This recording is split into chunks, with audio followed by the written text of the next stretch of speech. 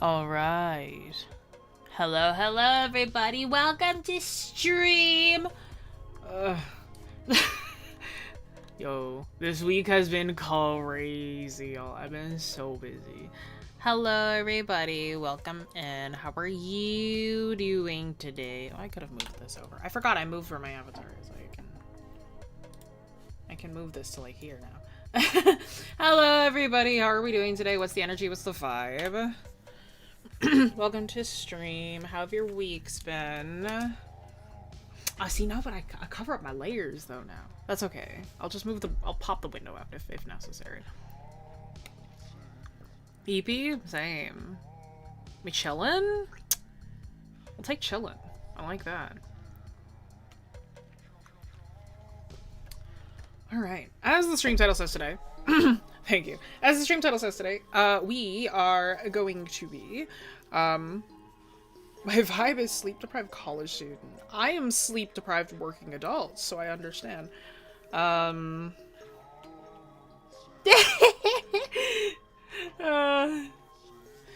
Studying illustration and job application, waiting on packages. It's supposed to arrive today. Alright. I love waiting on I hate waiting on packages, but I love when packages arrive.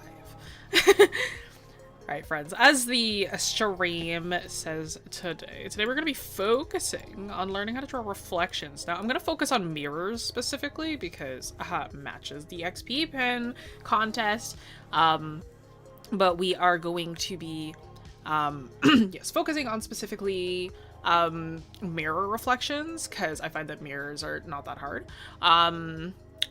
And also because the contest is about mirrors, so we're going to talk about that the most. I'm also going to just be doing the lesson while I draw because, like, no notes, because the concept that I have, I want to finish it. And I need as much time as I possibly can to get it done today. Because you can't actually see, but I have layers off to the side. I've already sketched this one out, so I have to do the clean sketch still, but then we're gonna jump into lines and everything like that. But the concept is done, like it's already there, so I can finish and do a lot of rendering instead today, so that I could speed through, because I'm like, I want to finish this one, and I'm like, if I don't finish it within stream, I'm not gonna finish it outside of it. So I want to get through that as fast as I can. But yes.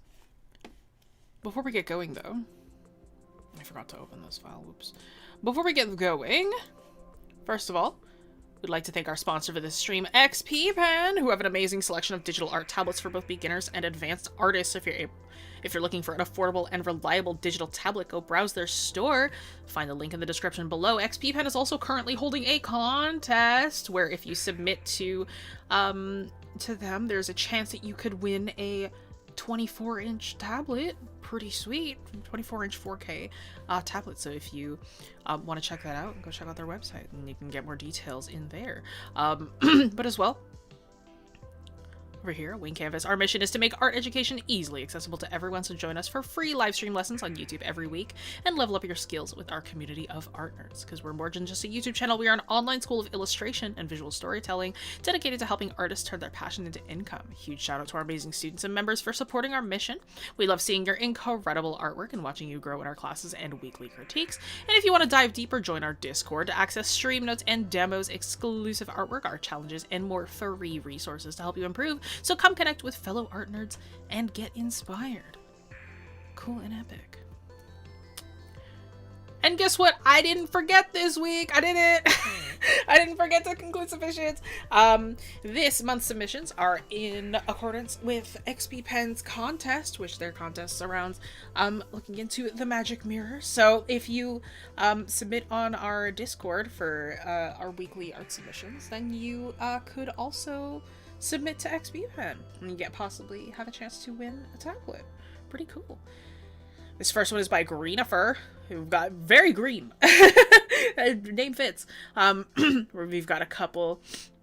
We've got a dragon looking at their own festive reflection. You know, very nice. And I'm like, reflections are as simple as this. It's just like the same thing reflected back. But you can have fun with it, you know? Have some fun with your reflections that you got going on. Thanks so much for submitting.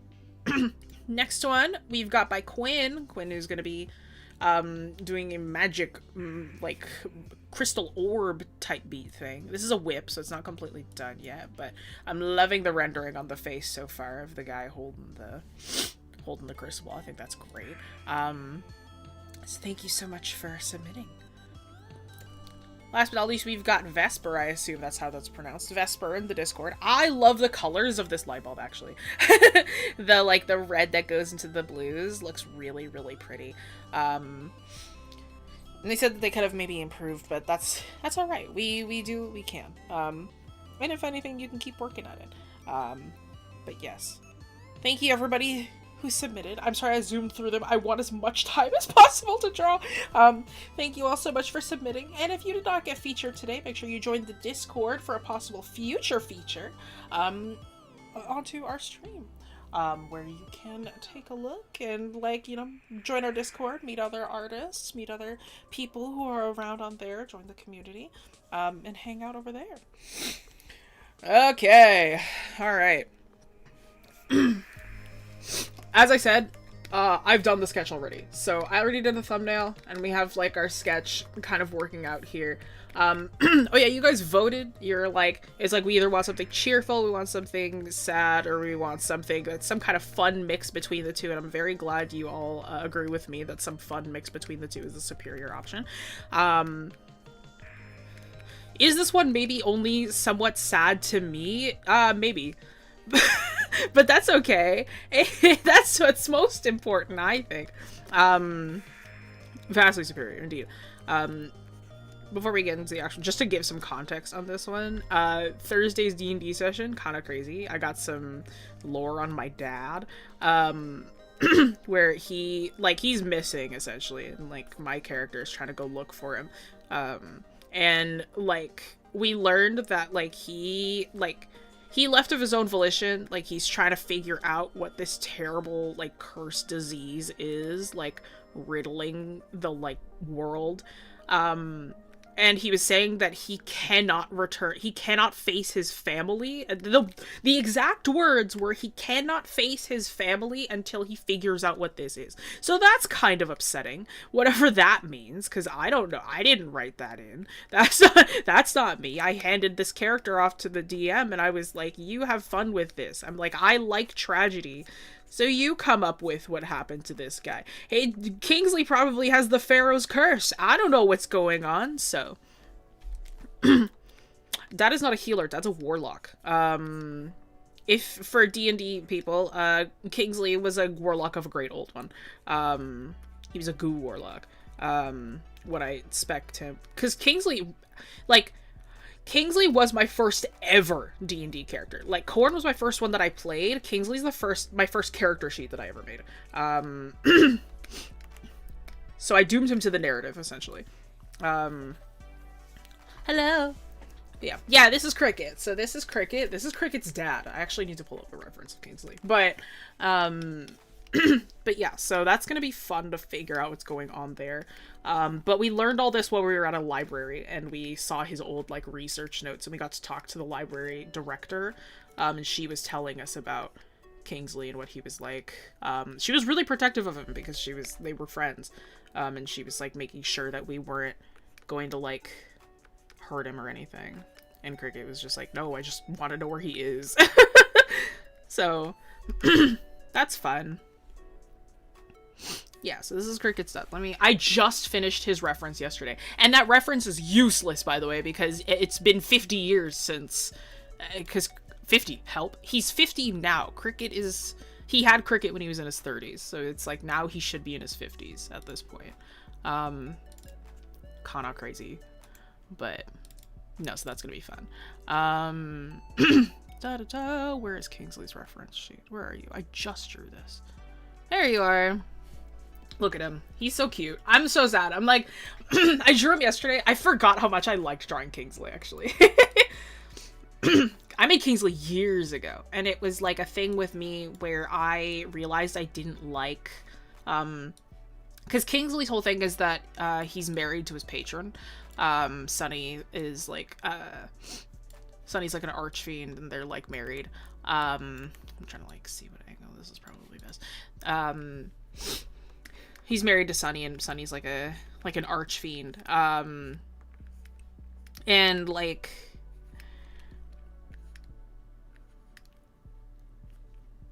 it was like a whole thing that I wrote too, where it was like Kingsley, like he he might not be the brightest, but he, like, it was said, a specific line that I put in the description of him was that it was said that he was so charismatic and charming that he was even able to wed an archfiend, which is true. So like Kingsley might not be the brightest per se, but he's very, very charming was what I wrote for him. Cricket is in fact the result of the union. Yeah.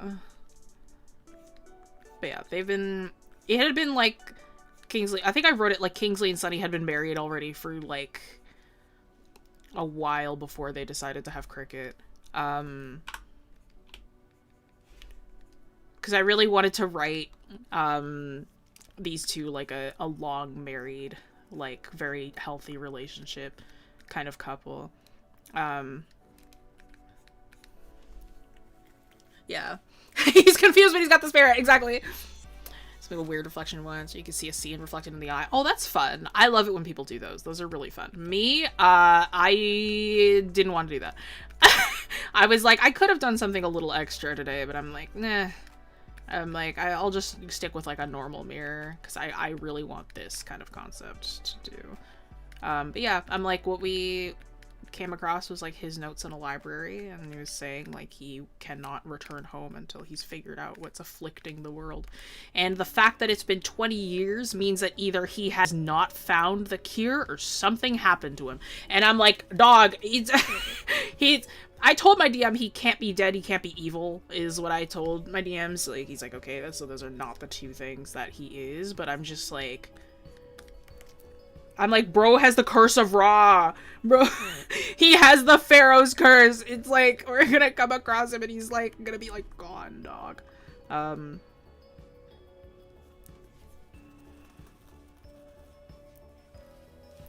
Good old in-fashion mirror design, yeah.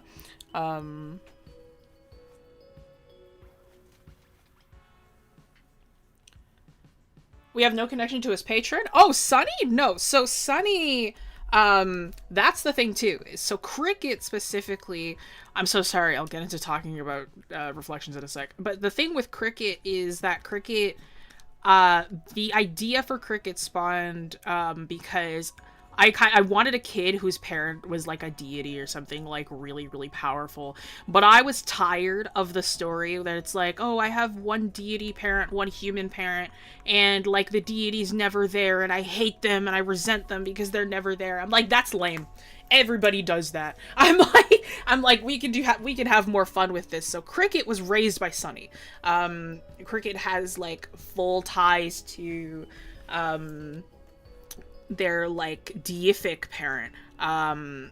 They communicate, they have a very healthy relationship. Like Sunny loves Cricket. Cricket loves Sunny.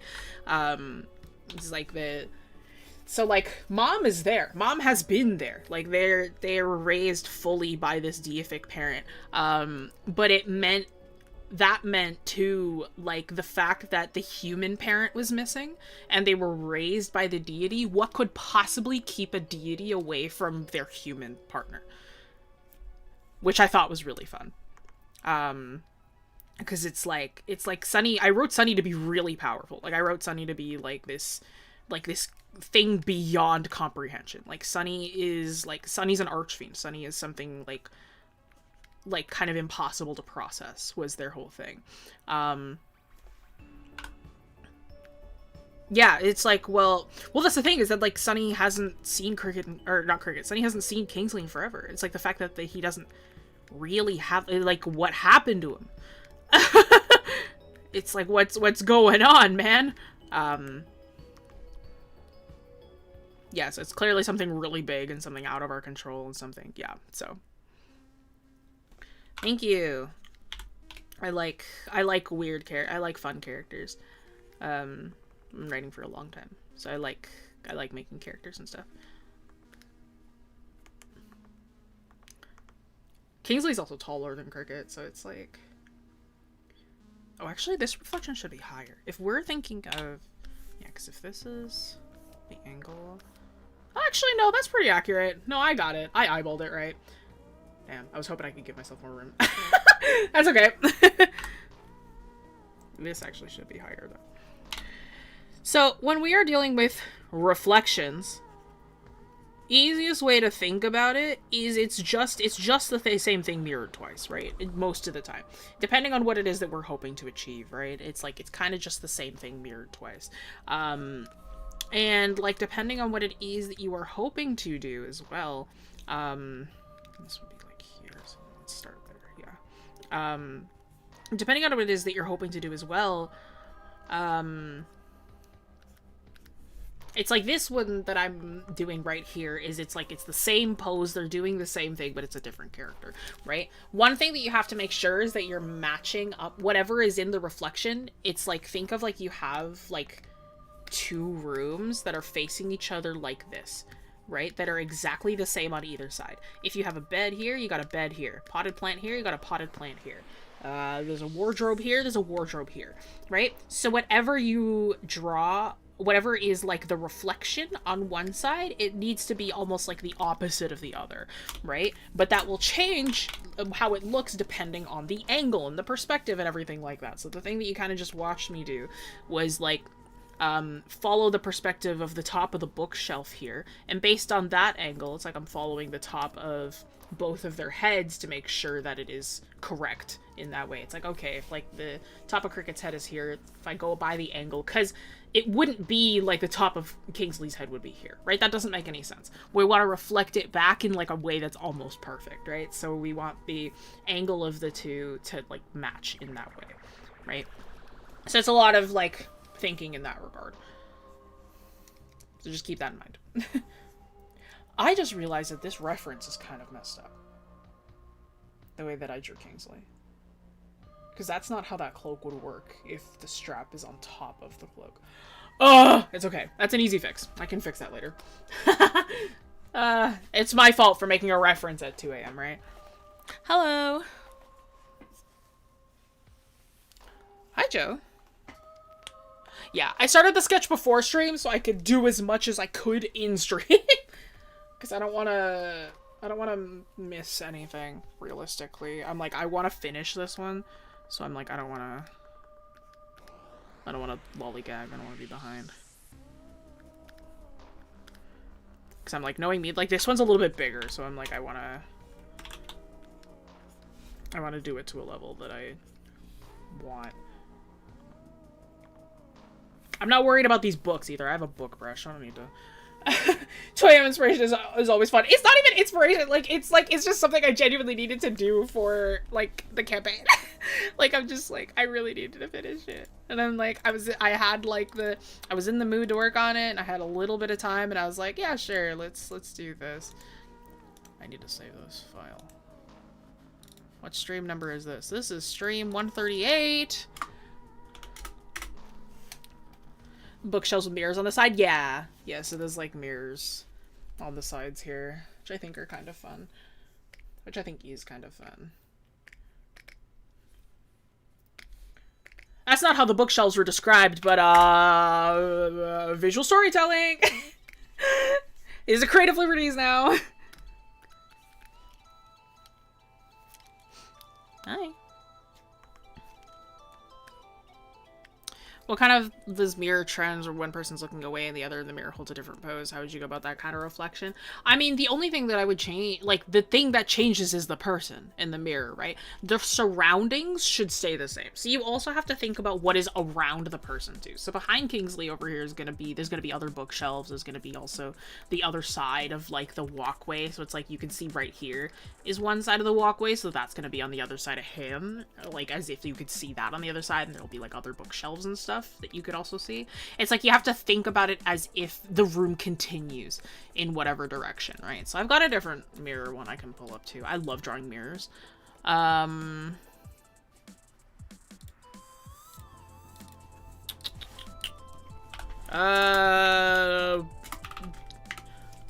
Spooky teeth. That's your warning, your singular warning. This one has spooky teeth in it.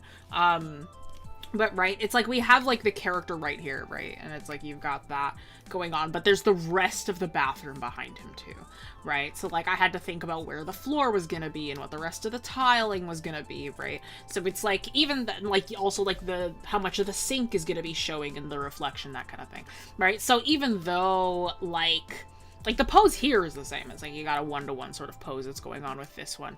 But the thing that, like, even if the pose was different, you'd still have to think about the rest of the scene behind. And it's also, like, it's a mirror, so, like, if you have, like, lights like this, there might be, like, some reflection from the light that obscures the reflection a little bit. It's like there's a bunch of different things that can go on, right? I like this one a lot. I like the way that I did these teeth. I think it's pretty cool.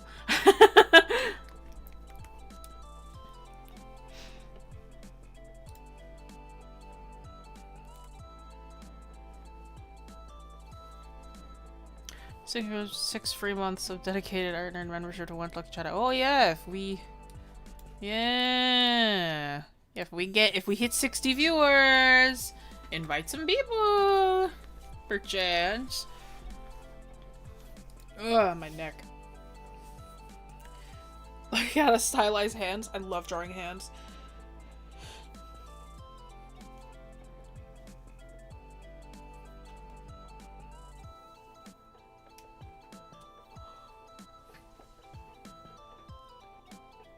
I thought it was terrible. I don't understand line weight. There's such thing.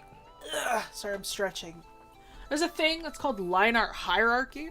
And, like, when you are working with line art hierarchy, you need to think of, like, what your focal points are and what you're trying to achieve. Line art hierarchy essentially states it's like what will be thickest and what will be thinnest. Your thickest lines should always be your immediate silhouette. So whatever is like the full outside of the character should be like what your thickest line art is. And then slowly as you get more and more detailed, your lines should get thinner and thinner and thinner. Another thing that's, I heard somebody explain it really well. It was like, you should thicken up your lines where dust collects, which I think is a really cool way of thinking of it. So like every time that there's like a corner kind of thing going on, or like you have like two edges that are sort of meeting up like this, it's like thickening that up a little bit. Will give your work a little bit more nuance. That looks pretty cool.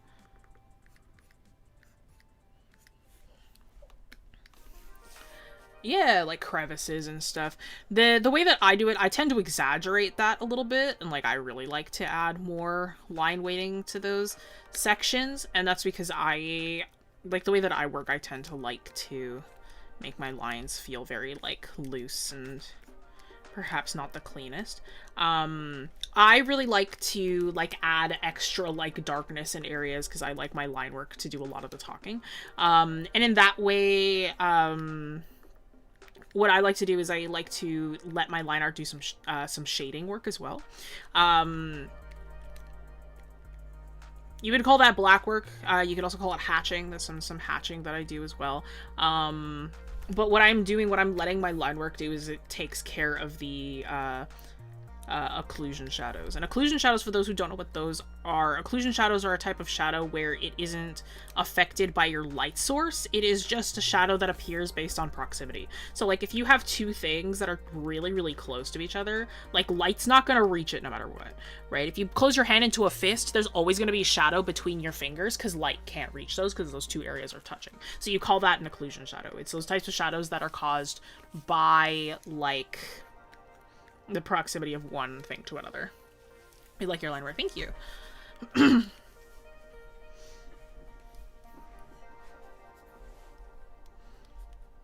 Here, I'll show you a better example because I just did a demo for class. This one. Or I drew Cricket again because I like Cricket a lot. But you can see it's like I add some shadow like in the inner ear here, like on the inside of the turtleneck, a little bit under here for the scarf, where like there's just some stuff that's like touching and like one another, that like you wouldn't see like like light enter there, or it's like where the turtleneck hits the edge of the jacket right here too, right? So you see a little bit more of that. And that's what I just choose. I choose to use my line art for that. Some people will choose to color it. Some people will choose to not add them at all, depending on how simple their style is. But I'm like, I like to let my line art do that. Oh, not incursion, occlusion. Occlusion. Here, let me write it down. OCCLUSION. Occlusion. So occlusion shadows. It's a game artist term because it comes from the term occlusion map. Which is a thing that game artists will do. No, you're good. It's a thing that game artists will do when making scenes. An occlusion map, it essentially, like, when you put, like, your models into a scene, right? And then what you can do is you can tell the computer, like, hey, okay, I want an occlusion map. And the computer will be like, okay, cool. And it will make, essentially... Oh, this perspective is wrong. This angle is wrong. So that should be like this, and then this should be like that, yeah. The computer will be like, okay, cool. And it'll check for the proximity of objects to each other. It'll check for the proximity of objects to walls and other parts of the scene. And it will make, like, shadows based exclusively on, like, the proximity of objects to each other. And, like, what that does is because those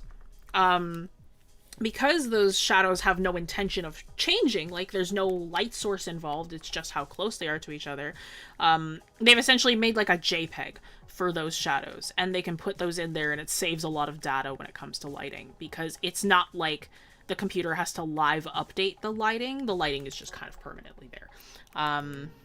So that's where the term occlusion shadows come from. It's from the video game sphere. But they are just shadows that exist.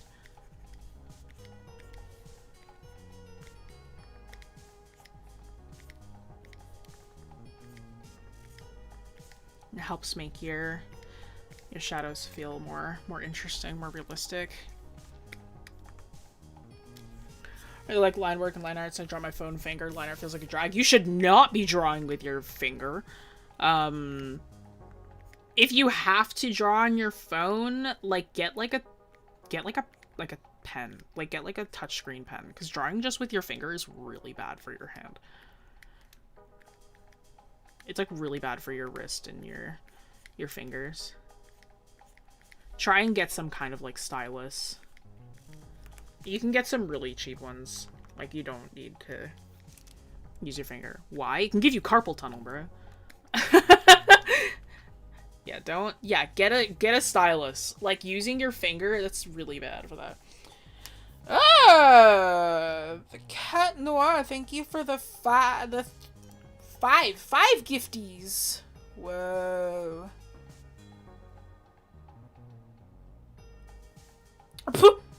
Kevin, you got 2. That's crazy. Thank you for the 5 gifties. Appreciate you. Yeah, that caught Kevin twice. That's hilarious. Kevin, you're double subbed now. That's so funny. Thank you.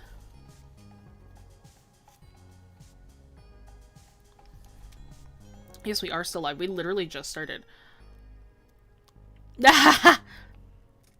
Gets people who are already patrons. Yeah, that's funny. Oh, hi, Wibby. Welcome in.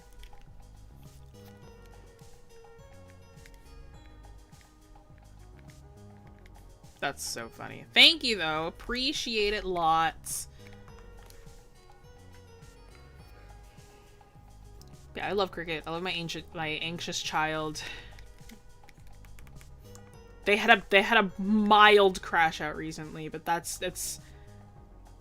it's okay. It was really funny. Thank you. I appreciate that.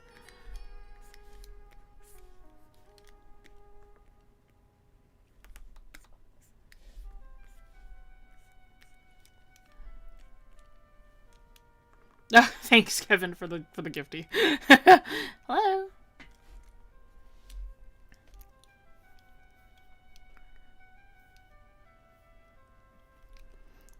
One day I'll get a drawing tablet. You can get some pretty cheap ones, actually. Like, modern day, like, art tablets are, like, fairly cheap. I mean, you could get an XPPen. They're like beginner models are actually really cheap. Like, they're really, really, like, they're under $100 kind of cheap, which is, like, nice. Thank you.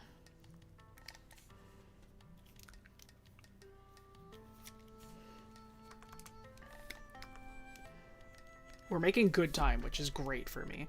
It helps when I'm like, I don't have to think about the concept. I'm like, I can just go straight into it. Like, I don't have to think too hard.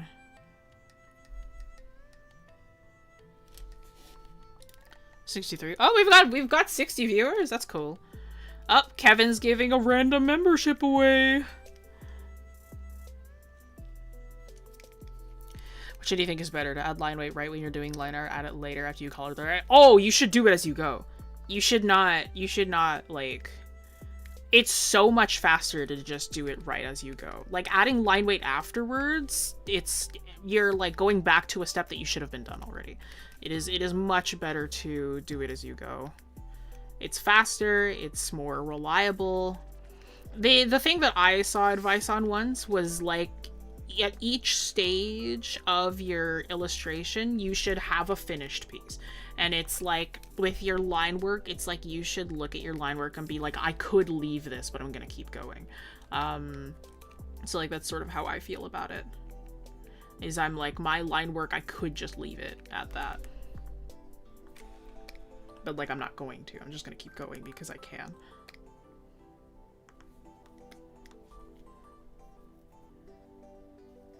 Same problem where you get an older model's driver won't work. No, I don't believe so. I don't use an XPPen, but like, they update drivers per model, I believe, if I remember correctly. If it works the same as Wacom, then that's how it goes. I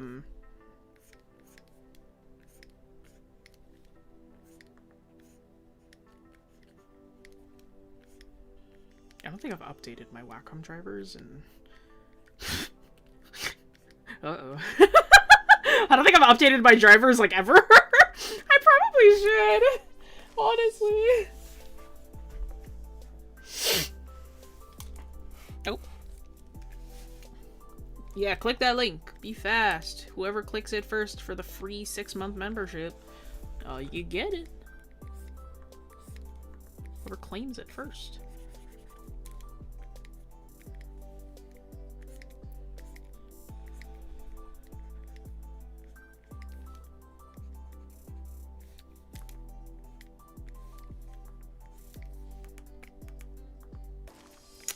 Tangent right there. I thought I could, like, maybe, like, schmooze my way out of it. Nah, it's gonna be a problem if I don't get rid of it. Oh well. Here's what it is. Who got it? Very generous job. Yeah, you can thank Kevin. Everybody say thank you to Kevin. Say thank you, Kevin. I don't do these plan drops, that's all him. It's admin and stuff that does that stuff. That ain't me. I'm just the one you listen to. Yeah, everybody say thank you, Kevin. I ain't the one who actually does the funky admin stuff. I'm like, that's not me. They all take care of that. They're the smart ones. That ain't me, dog. But yeah.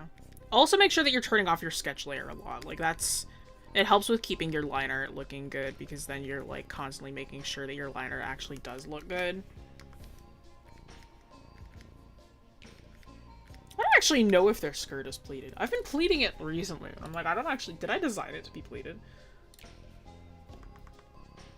Oh, I didn't. It's not pleated. Well, that's okay. It is now. I'm like, the initial design... I can finally use our own emojis on our channel. True.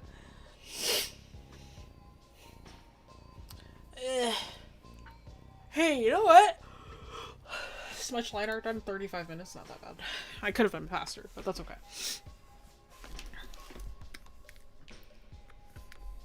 Oops.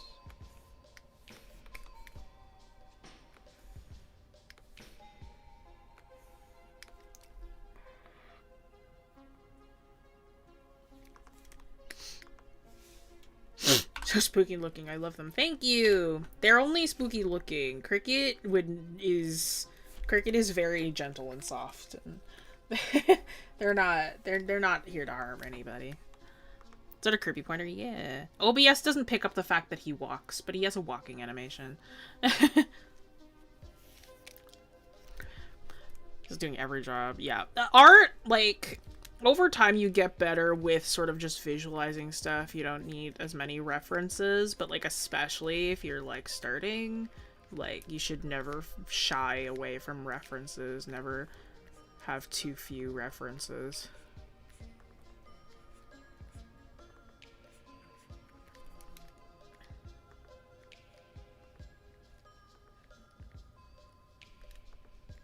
You know?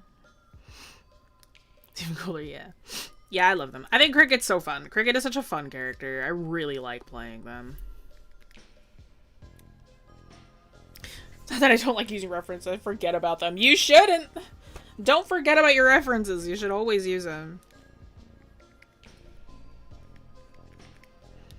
Like, especially if you need them, like, you should always look up a reference.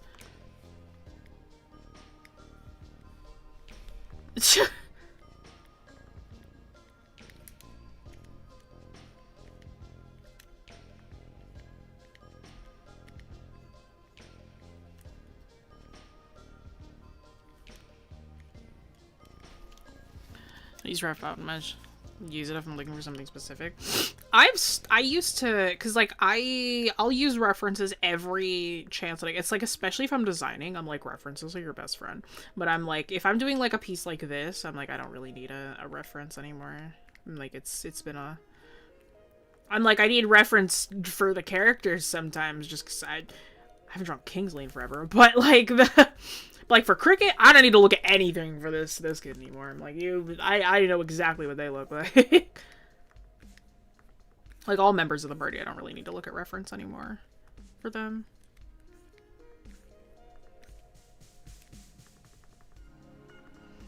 Yeah, I've got a pretty strong visual library at this point in my life.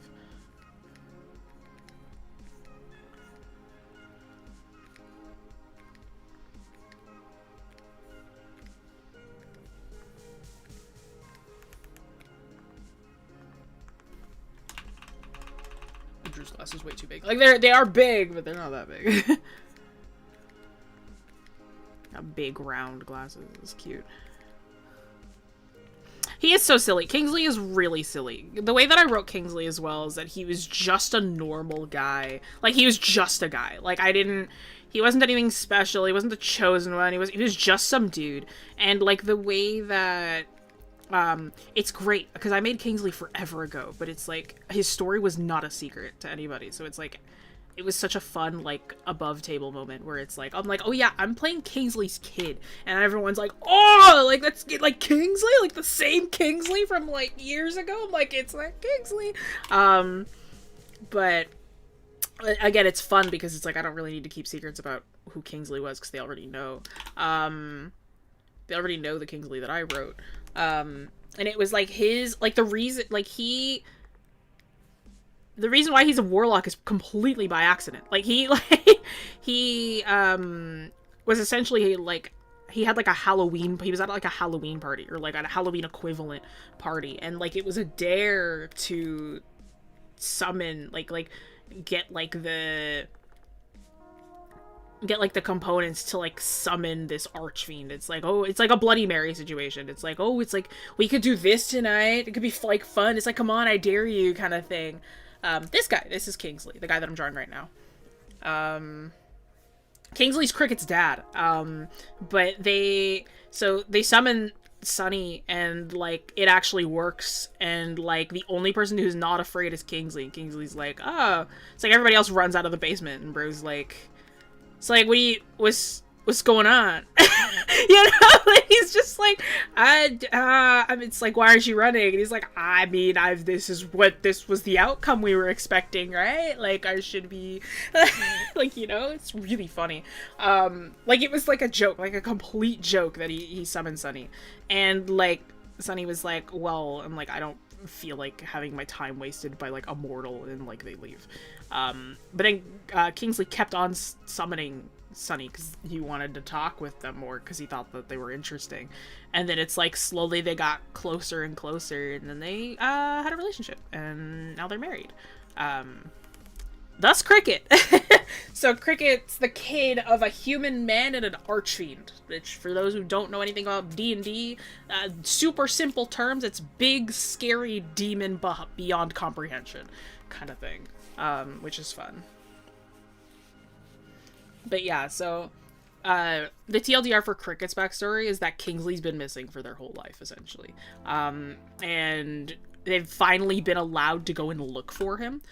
So that's what their mission is they're gonna find Kingsley. That's the whole thing.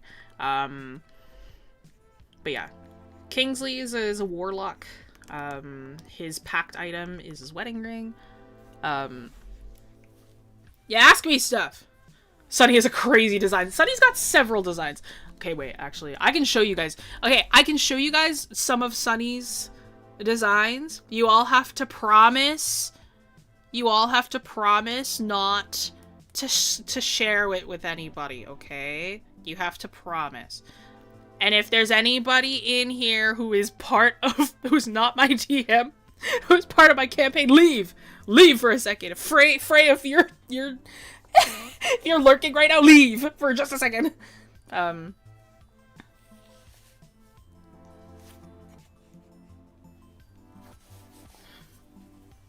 Sunny is spelled S-U-N-N-Y. It's not with an O, it's a U. Yeah, nobody share. And you know, nobody's allowed to share. Nobody's allowed to share what I'm about to share with you. These are secrets. But no, there's some absent on purpose. He didn't leave for the fact of, like, from what we can tell, why he left was for a really good reason. So like, I don't, like, it seems like he's trying to fix something that happened, and he's like, because what we got was, like, what we got from the last session that we played was that, he told this woman that he cannot face his family again until he figures out what this curse is. So that's scary. But yes, nobody's allowed to share. Nobody's allowed to share. The child is cursed, maybe. I mean, look at them. They're pretty cursed looking.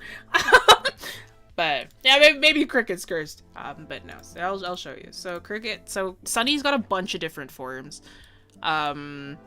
The way that I wrote Sunny out was that Sunny has, like, a bunch of, so there's a few that I'm still working on right now, but these are the familiar ones. So Sunny, again, was written to be a warlock patron. So Sunny has, like warlocks can have familiars. So with Kingsley, if it was Kingsley who was there, Sunny directly would have been their familiar. But Sunny would just take the form of, like, a familiar. So their familiar forms are, like, these Vanta black, like, animals with, like, 5 eyes. So the two most iconic ones. These ones, like, everybody above the table knows because I drew them all the time back then. But the two iconic ones are the cat and the bird, and the sparrow. So those two are, like, the ones that are constant. These ones are new. Nobody in the party knows these ones. So these are the nurturing forms, quote unquote. Aesthetically, Cricket, I like to have, like, with both. I like to, Cricket is very much a juxtaposition a lot of the times with their visual, like, design language. Where it's like Cricket very much has, like, the shape language of, like, a sheep, like a shepherd, like Jesus, but then it's like we have Baphomet's horns, and they're, like, the child of, like, an archfiend, and, like, they're a tieflings, just kind of, like, demon-esque. So it's like they're meant to look like a satyr and look like a sheep, but they're not. So it's like the kind of, like, juxtaposition of that. Sunny specifically, every single one of her, or one of their designs, they are constantly meant to kind of look like the Virgin Mary. But in, like, a kind of, like, twisted version of it. And then we have, like, the goat as well, which is, like, you know, goats are somewhat satanic, but, like, yeah, they've got, like, so Sunny, they very much have, like, again, it's, like, very much almost like the Virgin Mary kind of, like, visual design. But I also, on top of all of this, aesthetically, I designed, like, Cricket's magic to kind of be kind of analog horror-esque. Cricket's magic looks a lot like static. When I cast Healing Word specifically, it's like, it looks like they're saying words, but like all you hear is static. And like if you get like a Cure Wounds cast on you, that it feels like your whatever body part it is, like it falls asleep. Like it feels like the pins and needles. But yeah, so I still have this one that I'm working on. I like this one a lot. This is like an Aarakocra. But like each like kind of like mimicking form that they have is sort of meant to like try to look like a normal person, but they can't, because that's just they're an archfiend. They can't look perfectly like a normal person. So they have like these mimic forms. Like they kind of look like alternates in that way. Those forms are new specifically because those are forms that Sunny developed specifically to raise Cricket with. They are their weakest form. So like mechanically, again, those who play D&D, mechanically they have the stats of like a normal person. Like not even an adventurer, like they have the stats of an average civilian. Because when they were raising Cricket as a baby, they didn't want to hurt them. So they like created these forms of themselves to like not have any chance of hurting Cricket. But yeah. But then the initial... Yeah. Cricket can mimic? No. Cricket is just a tiefling. But then the ones that everybody above the table also knows are like Sunny's like main like concept forms, which I've drew these forever ago. Like these are like old. I'm gonna like respec them a little bit. But this is like the form that Kingsley would have saw first. So this kind of like multi-legged like creature that's kind of like very eldritch, very kind of gross looking. Like this is what Kingsley would have saw first. Oh, you in fact did. I mean, you've seen this before. This is not new to you. Hi, Frey. Frey, one of the other players, everybody. You've seen these before, Frey. These aren't new. But yeah, I haven't redesigned these ones yet. They're not, these aren't. So the other page? Oh, okay. Well, then, pretend you didn't. Pretend you didn't see it. It's gone. It's out of your memory. Woo! It's gone forever. But yeah, these I need to redraw as well. Yeah, pretend you didn't see that. But I need to redesign these, a little bit, because I'm like, they're not quite exactly what I want anymore. But they are... Yeah, this is what Kingsley, this form specifically, would have been what Kingsley saw first. Something similar to that. So Kingsley fell for it? You bet! You absolutely bet!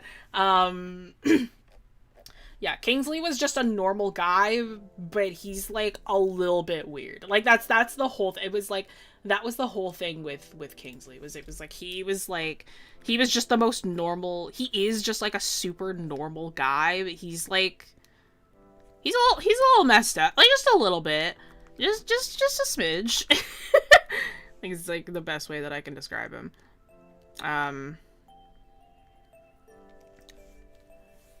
Creatures so well. Yeah, I like drawing critters. Critters are some of my favorite stuff ever. I love drawing the freaky guys.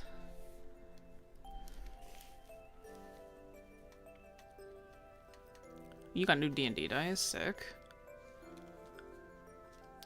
You just have goats in your house? I mean, that's kind of a vibe.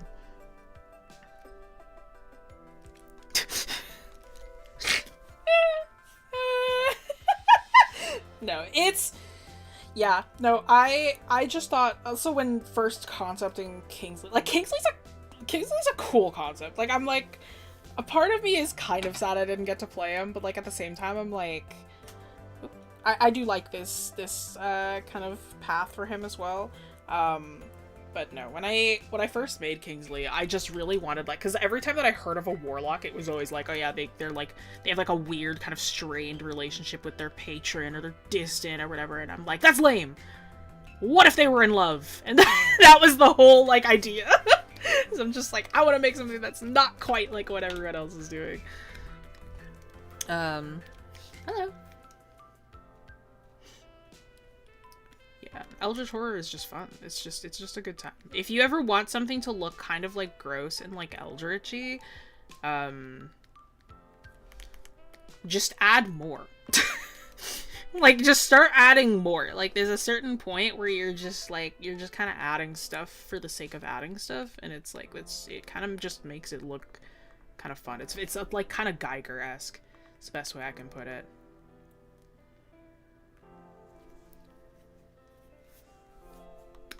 It's a good way to show expression through the body, but not through the face. Posing.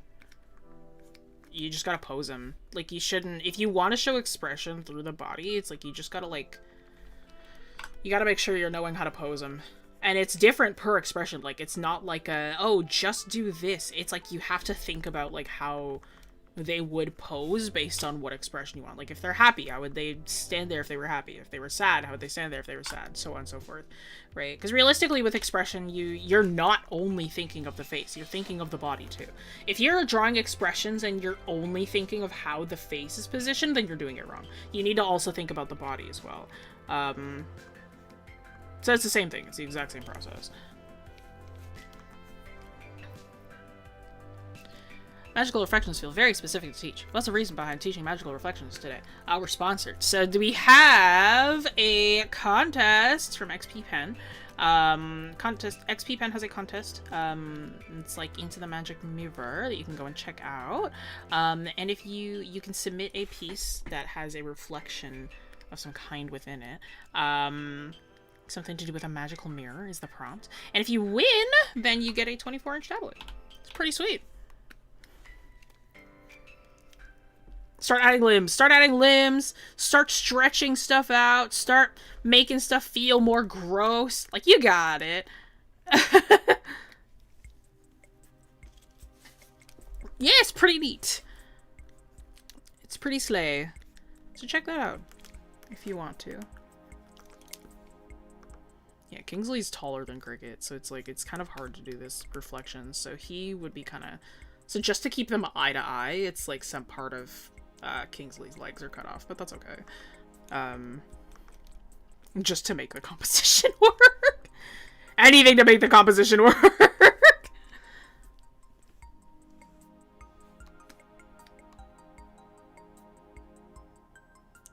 Makes him look like he's desperate for food, make him look skinny and hunchback. I mean, that's up to you.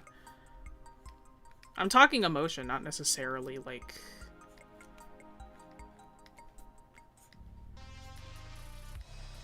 Not necessarily like wants and needs and whatnot. But if you want that for the character, I mean, that's up to you.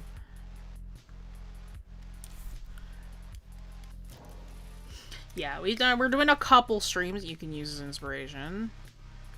Me, I want to draw my characters. It's like, what are you gonna get out of Jessie? The fact that she just really likes D&D. Like, that's what you're getting the most out of me.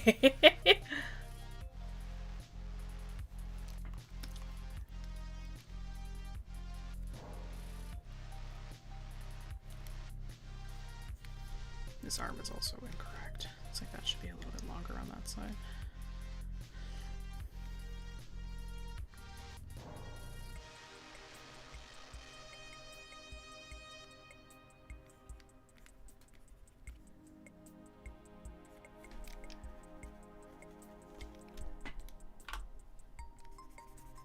Yeah, 3D artists do it all the time, yeah. It's a shortcut. It's very much like a... It's a shortcut kind of thing, but it's that thing of like being able to acknowledge that technically it's not super realistic. Like, there's a difference between, because it's a big thing where it's like, you want to use, like, using shortcuts is fine. You got to understand that it's a shortcut. And like, if you don't understand that it's a shortcut and you're kind of just doing it for the sake of doing it, it's like, that's where it becomes a problem, you know? Because it's like, it's a difference between doing it intentionally versus making a mistake. So you gotta know your stuff too. Kingsley's fingers are thinner than this. A thing that I've been improving on lately is like, because everybody knows same face syndrome, but there's realistically, you can have same blank syndrome for everything. That's like bodies, hands, like feet, like everything you can have like a same something syndrome for. And like, I am trying to get better at like giving that difference. Giving like characters and things, that kind of difference, you know?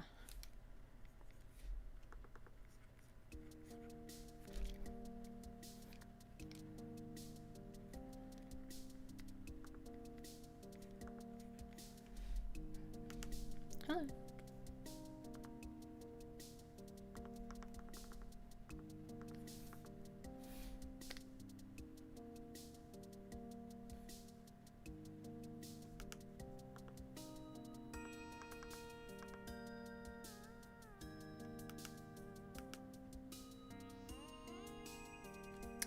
Let me try to decide something.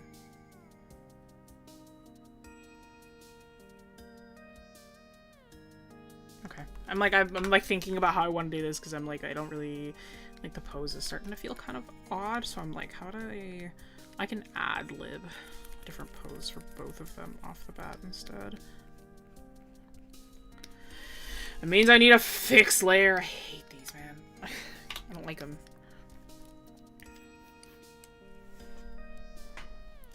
Same outfit, same silhouette, yeah. Thank you.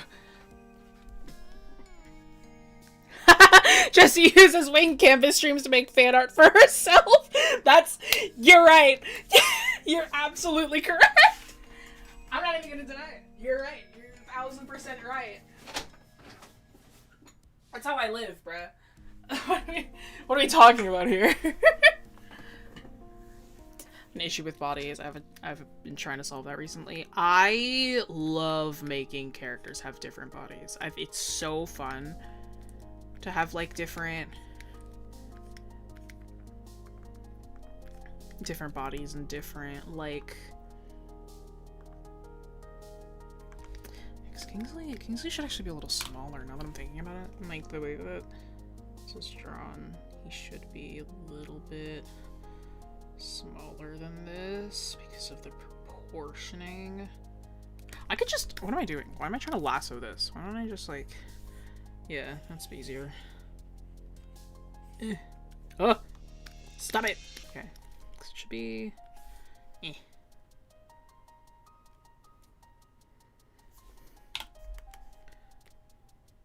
because it should be more like that then, huh? Yeah. Whoops! Took a bit of the bookshelf there with me. It's okay. I can fix that. It's easy.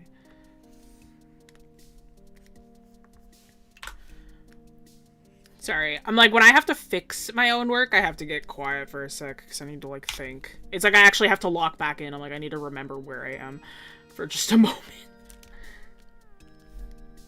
And like fix whatever it was that I was working on. Okay. And then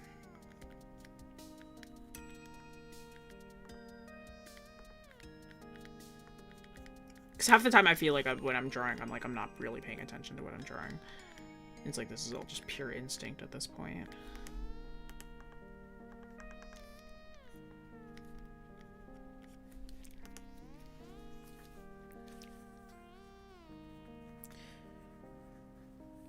If you're drawing bodies, like lose patience after like an hour and just give up. If you lose patience after an hour, you're gonna struggle with art, man.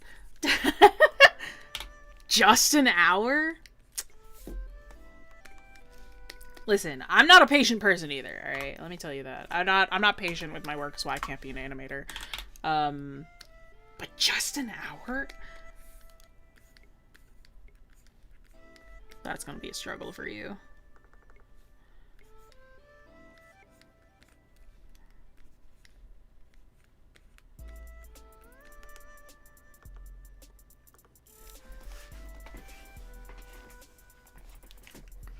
Do you find inspiration to do all this? It's amazing.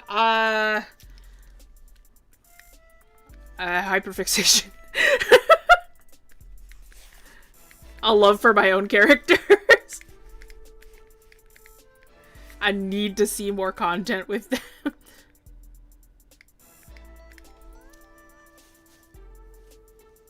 As an animator, it's hard. Yeah, no. My best friend's an animator. I could never. I'm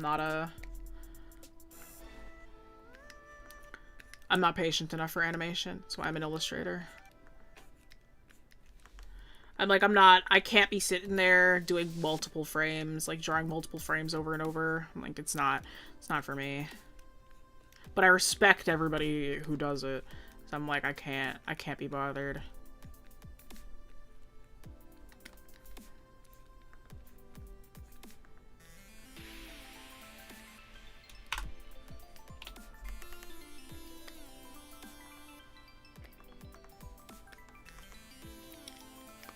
Yeah. An hour passes quickly before you even realize it. Yeah, like that hour that just passed for me. Yeah. Shoot, man, I was making good time. Like, this is why I hate having to fix my own stuff, bro. It wastes time.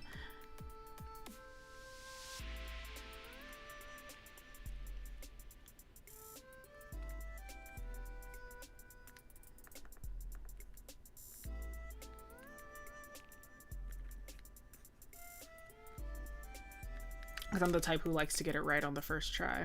So I'm like, if it takes longer than the first try, I'm like, damn, whoops.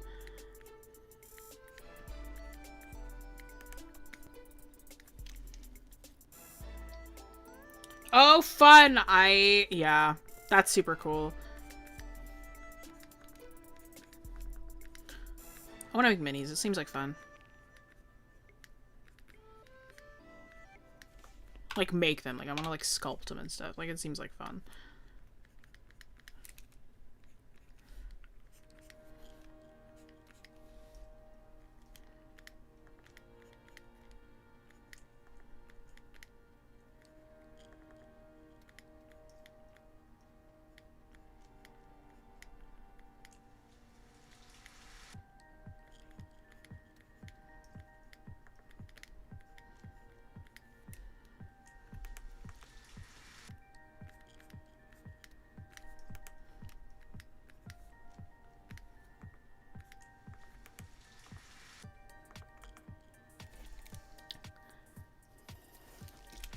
Drawn by Warlock and her patron mother. Real. I was like, when I made Cricket, I was like, I don't know if I want to make another Warlock. I'm like, I know Kingsley's the Warlock, and I'm like, it would make sense if Cricket was the Warlock, but I'm like, nah. Cricket's a cleric. Like, you're a cleric now. I've not tried a 3D pen, no. We have one, I just haven't tried it before. Like, my dad bought one for fun, but I've never taken a crack at it before.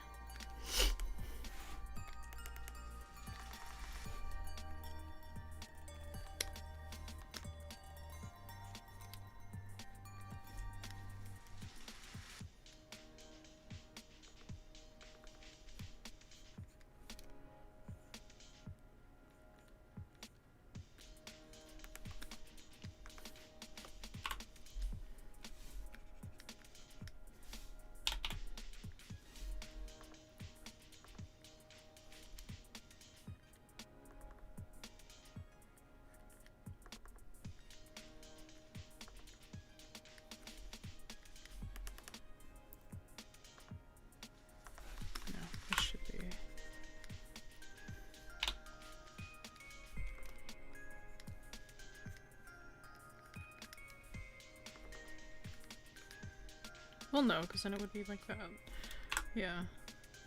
Oh, it's so, like, tight. Like, it's so, like, ugh! That sucks. Oh, well. It is what it is. If I fret over too much, I'm gonna explode. So, whatever.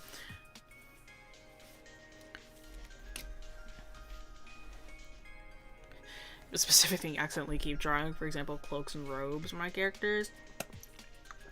Something that I accidentally keep drawing. Like, something that I just give all of my characters? Not really. Like, I actively try and make it a point to make all of my characters very different.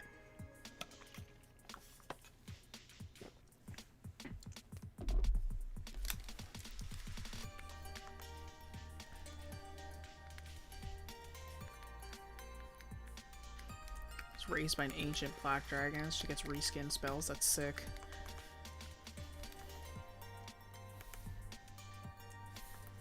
Hey, you know what? I'm essentially just a magic Nepo baby, so I... That's like Cricket. Like, Okay, my two warlocks that I've ever made, right? Is Kingsley, who I adored dearly, and then I had another one that I was gonna bring to a one-shot, but I ended up not. And her name was Arrow, spelled E-R-O. She was a tiefling warlock. Her patron was gonna be her dad, and it was gonna be like a whole joke. Like he was gonna be like a lich, and like her father was gonna be like this mob boss guy. And she was just a nepo baby like that, so that's what the whole bit was, is it was gonna be like a whole bit where it's like she's like very like prissy and like very clearly like really privileged. She's like doesn't want to get herself dirty and stuff like that. Like it's really funny.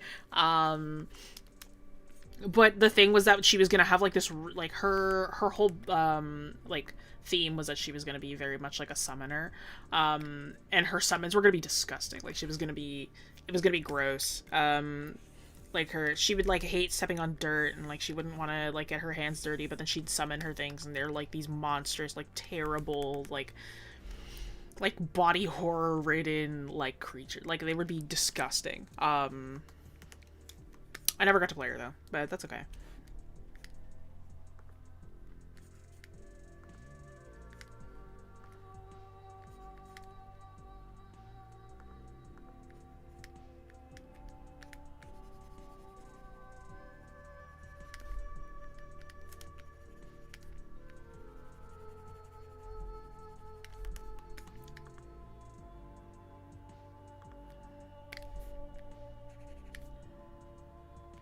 Okay.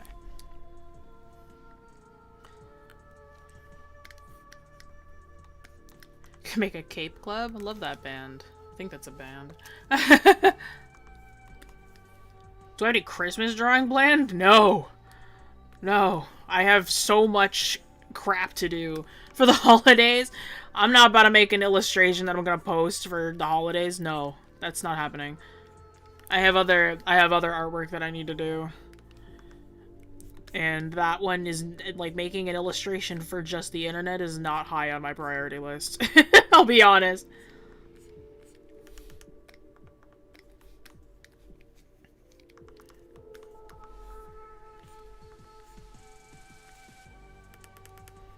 Like, I have so much crap that I gotta do before the proper holidays hit.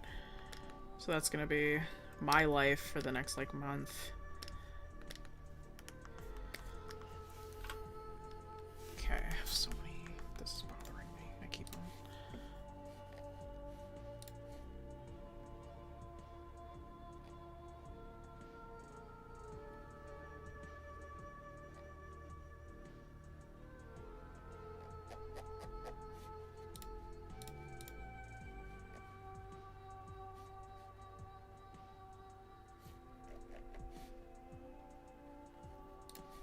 Okay. Christmas art is whatever got scheduled for Christmas Day on Instagram. Real. I haven't posted art to Instagram in forever. Like, I'm there, but I don't really post on there much anymore, if at all.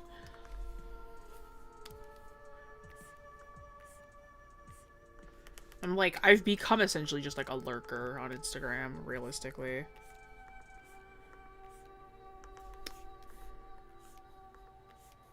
Oh my god! Stop it. I really didn't want to have to... Okay, I guess. Fine. Use the line tool. Didn't want to, but... It's okay. And then now I can just take one. This is just... It's kind of isometric, this piece, so I'm just sticking with that. I'm gonna probably make these shelves shorter, too, because I'm like, like, books aren't that big.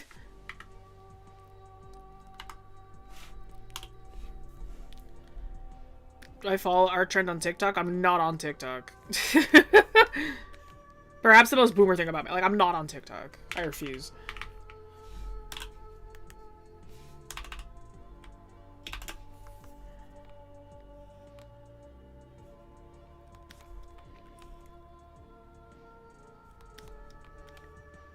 It's like, you want to know my secret? I kind of hate posting on social media, so I don't.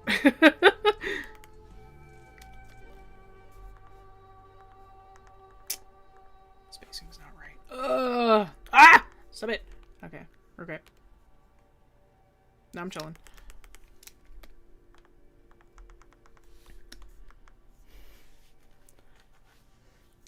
I need to re-download TikTok. Don't. Stay away. Mental health will thank you.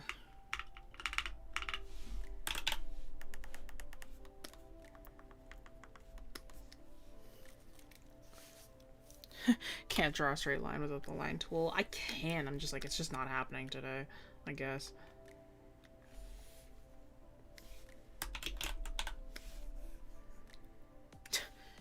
Art speed up tools, everybody.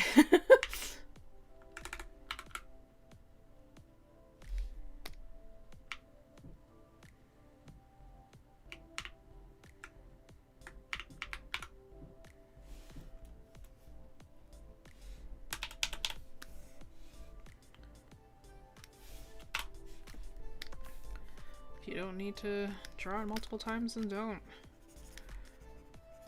It's gonna be the same on each section anyway. I should probably move this though, because that's a tangent with the hair right there. Ah! I hate this. I hate when it does that. It's like right there. It's like a tangent between multiple things at once. It's okay. Happens. You can just move stuff around. You see? Easy. And then I don't have to draw it again.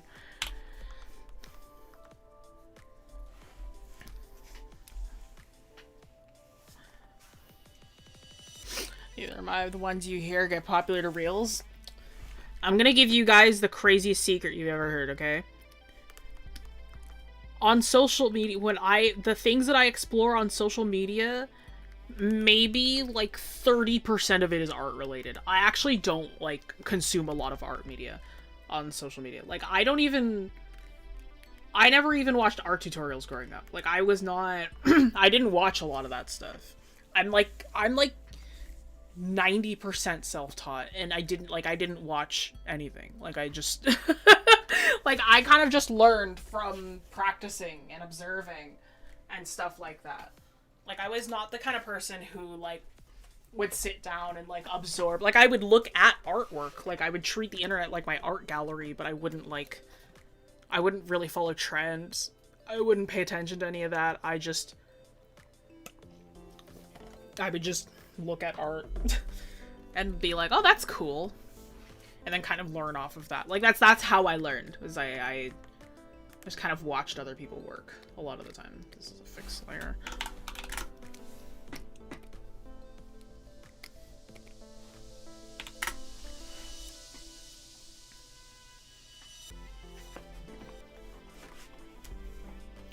I'm surprised that Supernatural is still a thing. Like, I'll be at 10 bajillion with you. I remember when Supernatural ended, and I'm like, I'm surprised that people still, like, care. Like, it's been so long. I guess that fandom was massive, but I'm just like, I guess I just forget how actually massive it was. Like, I'm surprised that people are still, like, into it and stuff.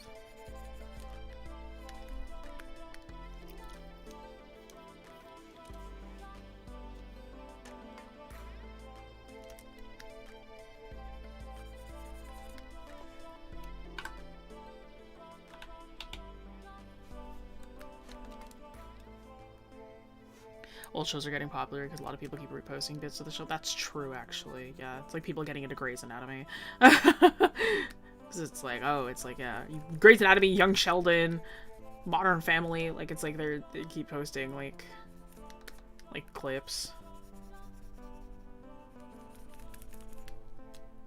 Dexter, House, yeah. House MD specifically, yeah, that's everywhere now.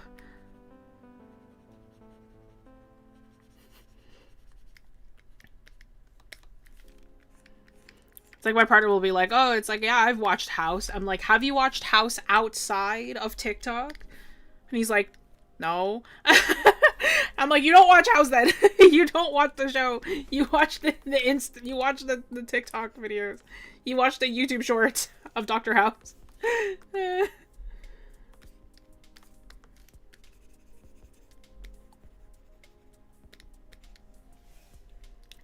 House on DVD. Oof, DVD. We're showing our age, man.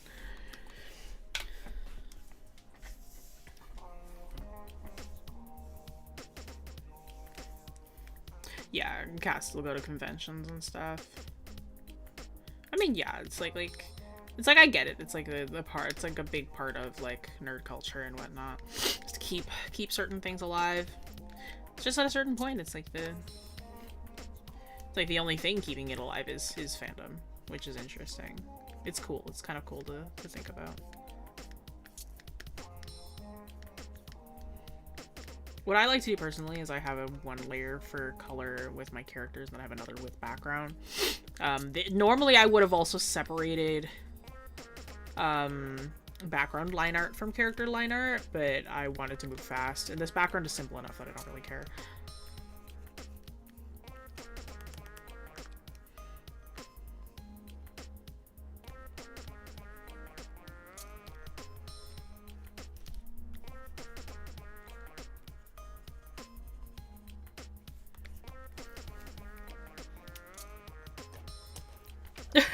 I teach my 6-year-old cousin what a DVD is, and I felt myself age like 10 years. Watch this, right? Nobody share your ages, by the way.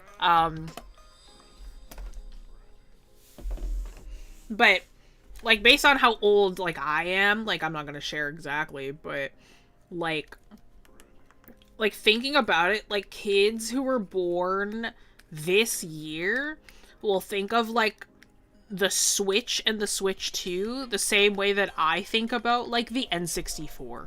And that's really crazy to me.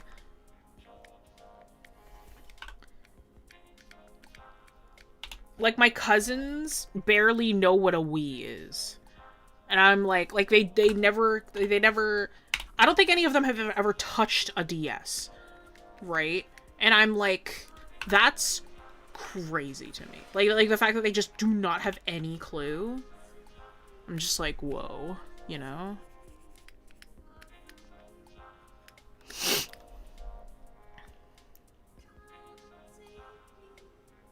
Is Cricket my favorite D&D character I've ever made? I don't think so. I am still, like, I love Cricket to death. But it's like, I do think I am so biased to Corrin, though. My baby. My first ever played D&D character. I love Corrin, my Dragonborn Barbarian.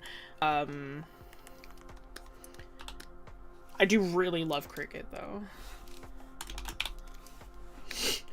My poor anxious baby.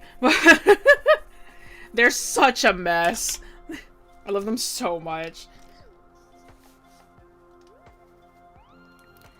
Yeah, the Wii, like, they barely know what the Wii is. If I was to explain those pieces in lore, would you do that? This is more of an artistic kind of, like, way of, like, because this kind of happened as such where it was, like, this manila folder is full of Kingsley's notes. Like, it's a manila folder that we found in the Lost and Found, and, like, it has Kingsley's notes in it, because he was at this library that we ended up in. So it's like, realistically, it's like, this is kind of just like an artistic interpretation of like us following in, like, just behind Kingsley's tracks. But he left these notes in this library 8 years ago, so it's been a while since he's been here. Oh, I also love the DS. I still have my 3DS. It's cool. See, well, Kingsley has a different skin tone than Cricket does, because bro's just a person. Let's just do this really quickly.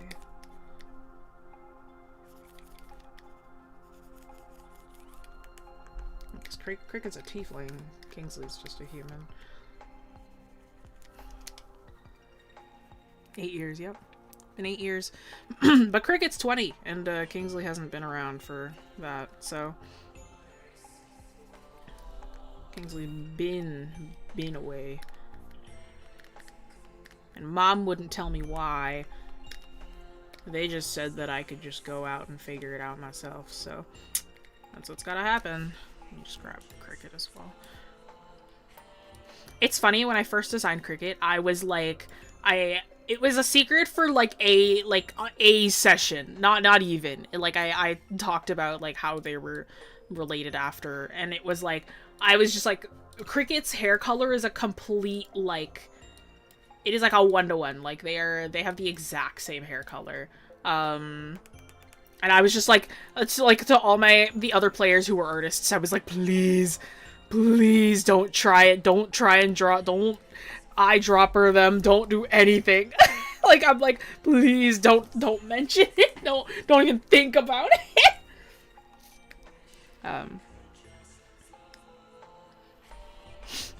Bro's just a person. Yeah, bro's just a guy.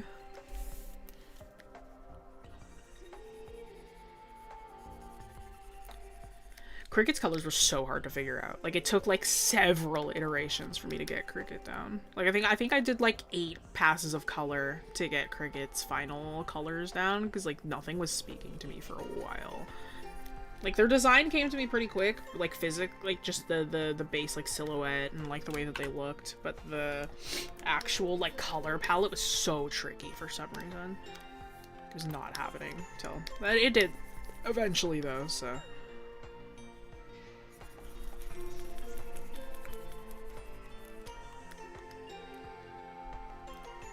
First ever console was the Dreamcast. I'm so sorry to do this to you. I've never seen a Dreamcast in person before.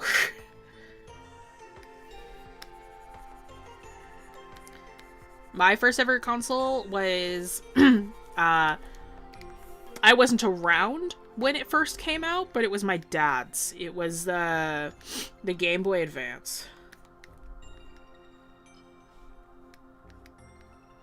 So my dad let me use his Game Boy Advance before I got my first DS. But I played Lego Star Wars on the Game Boy. That's a relic. I haven't heard of one. You've never heard of the Magic Mirror and Library, genuinely, right? You haven't even heard of the Dreamcast? Oh. Uh-oh.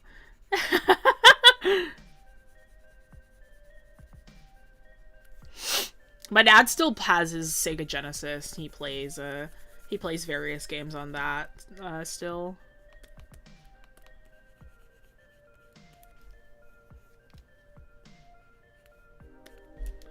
Close to Death, yeah. It was a cool console, I heard.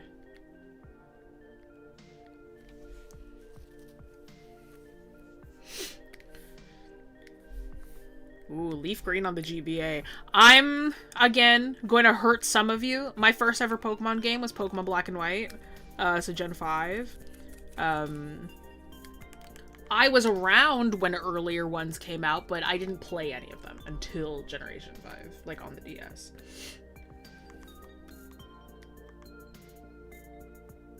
What is Sega is? Yeah, Sega Genesis. Ouch, yeah, I'm sorry. To those of you who are probably older than me. Yeah. I am, in fact, the youngest instructor at the studio, so just letting you know that.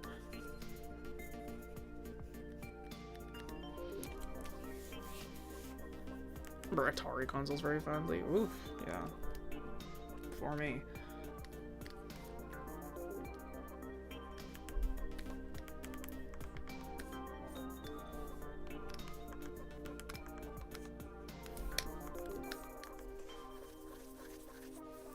First handle is a translucent pink GBA. Ooh!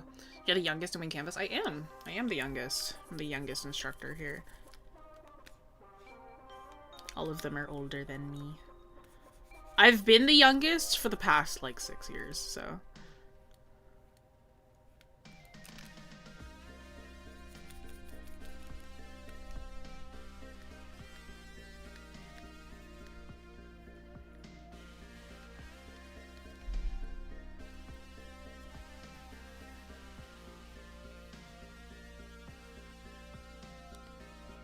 I'm younger than you. My first Pokemon game was Gold. Do you know how old I am? I'm not gonna say how old I am. Oh, what happened here? Why did I do that? Hey! Hey! No. Go back. I'm not gonna say how old I am. Lilac. How old do you think I am? I don't remember ever telling. I don't...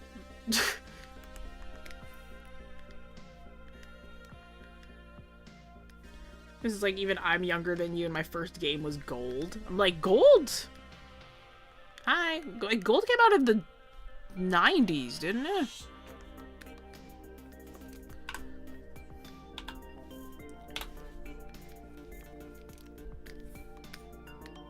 Was older than me. I've been playing since Gen 3. Was missing Gen 4 as a decidable kid. Personal first console was DS Lite. I was playing my mom's N64 and GameCube. My first console, my first, like, personal console was the DS Lite as well. Yeah. 99, yep. I'll tell you all right now, I'm not a 90s baby. So there you go. Like, I'm not... Black and White came out in 2000... Because when did I play it? I played it in 2010, 2011. I believe Black and White came out in 2009. So, whoa, yeah. I'm just telling you right now, I'm not a 90s baby. I'm younger than that. It's just letting you know. Like, if you think it's like, oh, you're so young, it's like, I'm probably, like, younger than you. You might not be. If you... if you played Pokemon Gold, you might not be. No, I'm not born in the 90s. I'm not gonna tell you my age. I'm just gonna tell you that I'm not, like, I'm younger than you might think.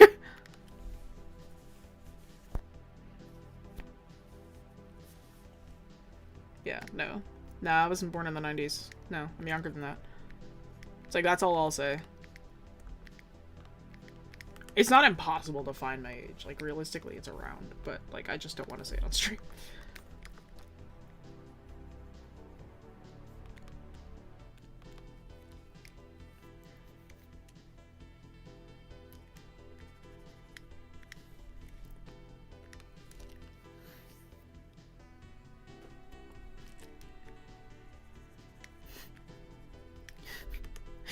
Y'all can think whatever you want.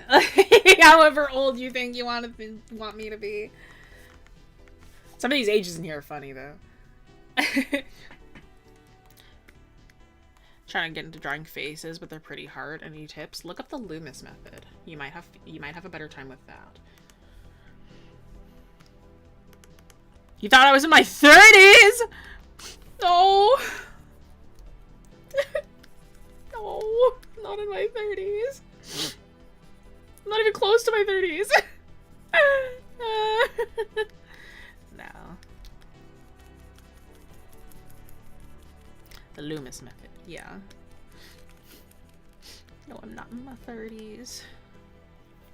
You, my age, you wonder what I'm doing.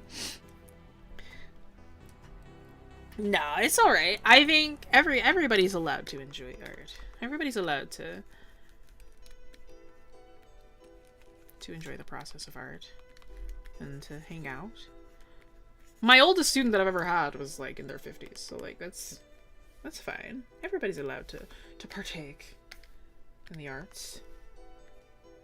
Art is accessible to everybody and should be.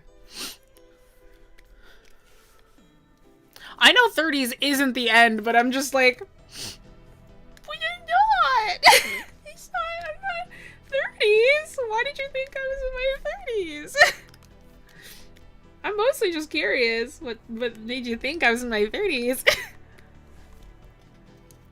No, not at all. I'm just like, no, it didn't come off as rude at all. It's just really funny. It's like, I'm younger than you. I'm like, are you sure? You are the youngest person ever. No, because I'm not like a baby per se, but I'm also not like not my 30s. I mean, I'd be considered a baby to some people, I guess. Have the energy someone in their late 20s. Late 20s? I'm kidding. Also not in my late 20s.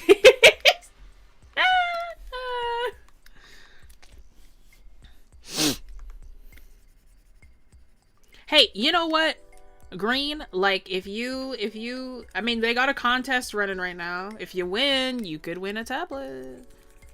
Pretty sick.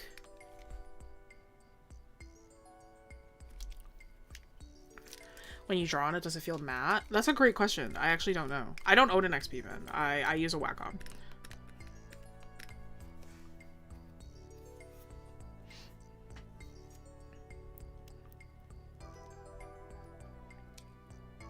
An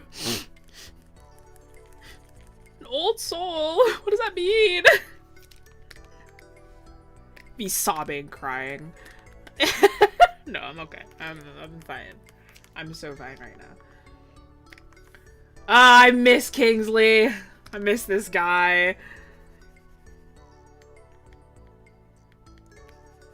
I should draw more of him and Sunny again, just to make it like when we do eventually see him, or like if we go and see him again, like just to like, you know, make myself feel like just to make that like a little extra painful, you know. I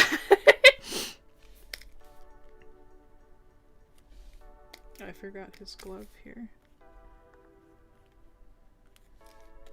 It's like when we do come across him, if we come across him, like just to make that like interaction hurt a little more, you know? To really feel the character again.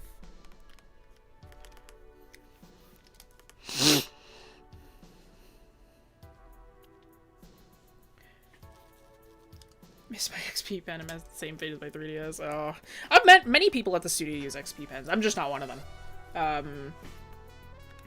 I know that they like their XPPens a lot, so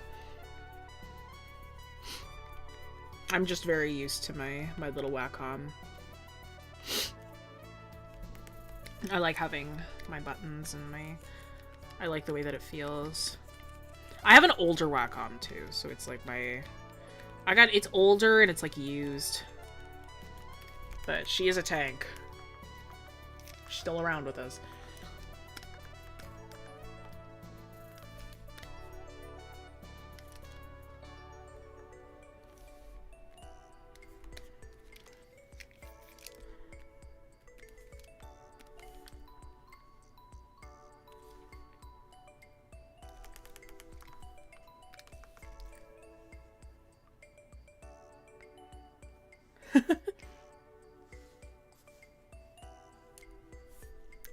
Oh yeah, Josh uses an XPPen, yeah. More familiar with Wacom, same.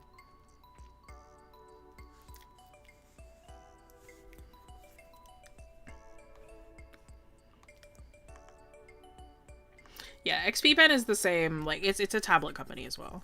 Yeah. Ah, I'm definitely not gonna finish this one in stream. That sucks. Oh well. It is what it is. Or maybe I will. We'll see.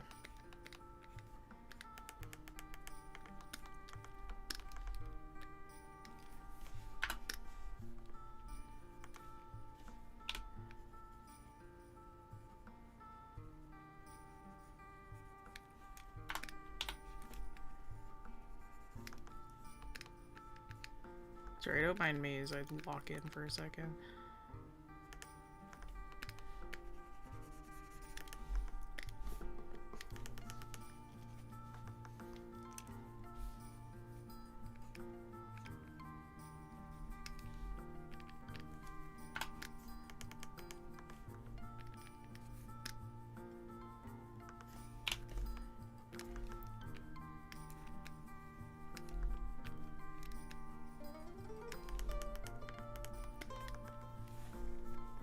Cool. Hello.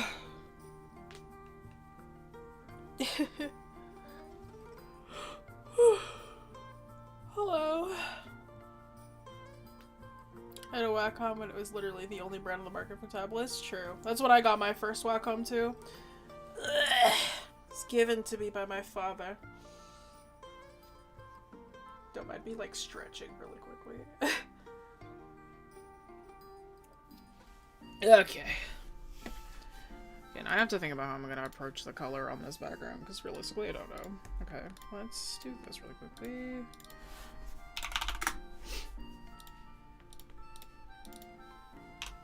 I don't like leaving things unfolded.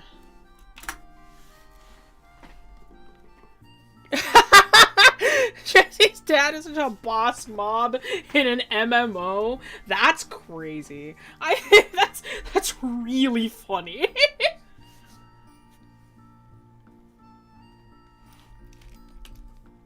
Yeah, my dad gave me access to Photoshop.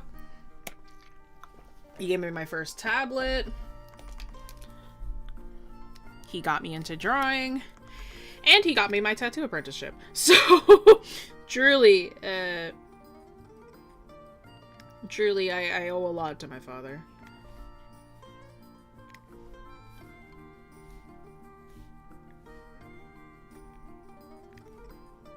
These lines aren't perfect. That's fine.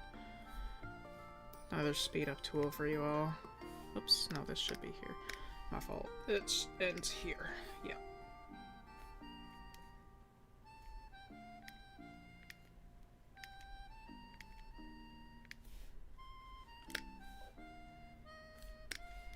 Oh, my bad. Ah, yeah. Okay, it's okay. Section on here that isn't going to be closed up. That's okay. Is what it is.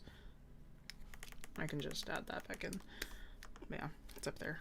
And let's just do this too.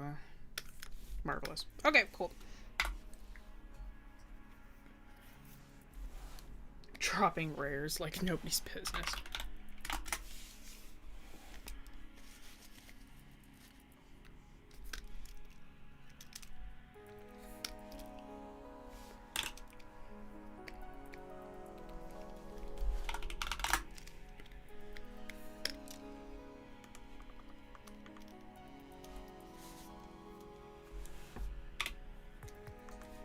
Your dad got you XPPen? Nice. We've got tons of face tutorials. We've got a lot of just people that go around. Love my dad. I love my dad too. My father is a photographer.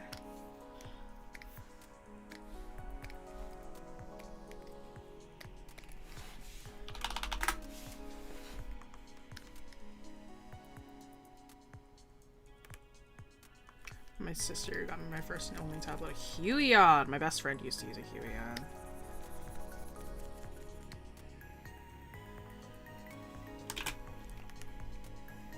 I believe now they use an XPPen or a Wacom. I can't remember. One of the two. It's a 24-inch now.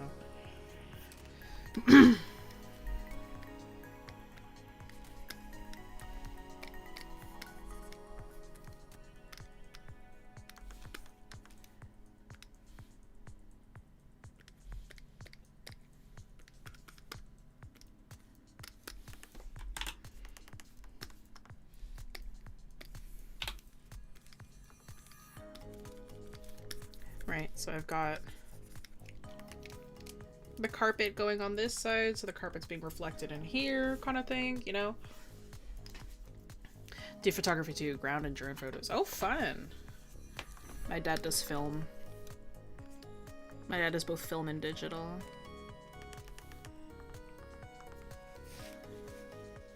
How often do I change my tablets? I've had this same tablet for actual years. Like I haven't changed this tablet. I think I got this tablet in like 2021.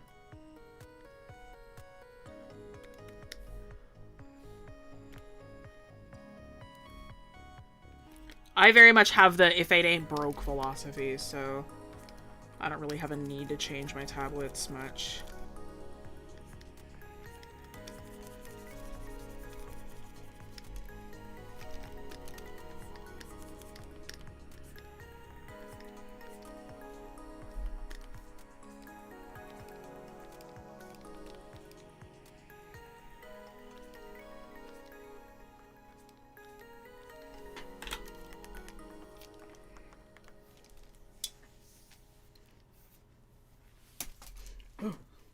Alright, watch this, okay? I refuse. Hang on. Oops, missed a spot here. I refuse. These are bookshelves, right? You think I'm gonna draw books? You're funny. Let's open up a new file real quick. Or actually, no, we can keep this all in here. Alright? Now, my hero, Devin L. Kurtz.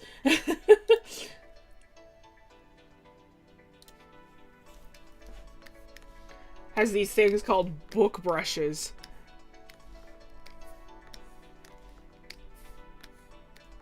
These are good for like stacks like that.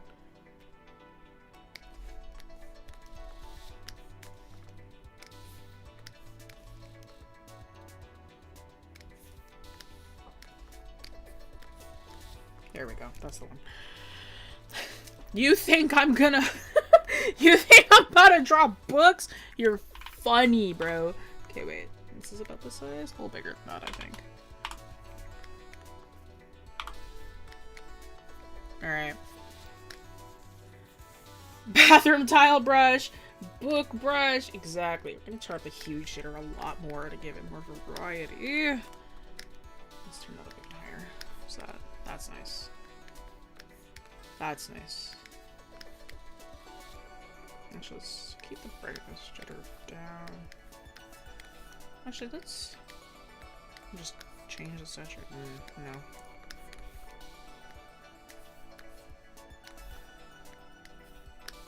Cool. Yeah, let's keep that. Turn up the hue more. Yeah, nice. If I do that. Oh, marvelous! Okay, cool. Do I want to keep it more reddish kind of type deal?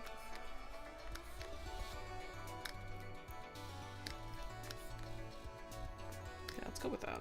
And then if I... There we go. Nice. Artist cheat details. Bro, okay, I'm gonna show you, alright? This book brush is literally a lifesaver, okay? Hang on, let me show you. This is from forever ago. This is from Corrin's campaign, this piece, right? You think I drew any of these books? No, bruh. I didn't draw a single one. Book brush, alright? Book brush. I'm not about to draw any of these, big dog. You see this going on here, these bookshelves? It looks awesome. You can't tell. Alright? It's great. I love this piece. This is, I miss playing Corn. This is a good session. That was funny. I did end up killing that guy, by the way. That was a good, in D&D, we didn't end up getting rid of him. It was fun. Book brush. Is it okay to use brushes like that for commercial work? Some copyright stuff or something? No, I don't believe so. Devin L. Kurtz offers up her brushes for free. So it's like, if there is some kind of copyright issue, and I personally haven't heard of it.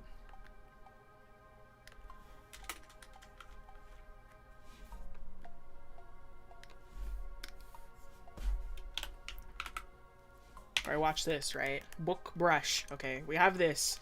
Alright, I'm gonna...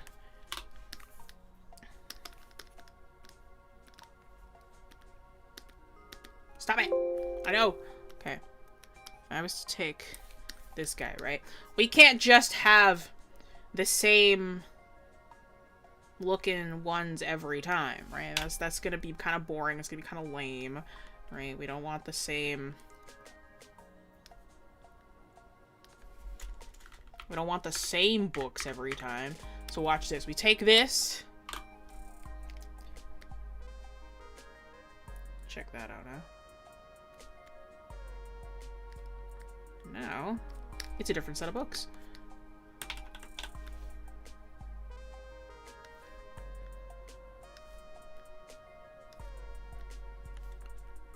And we can do it again!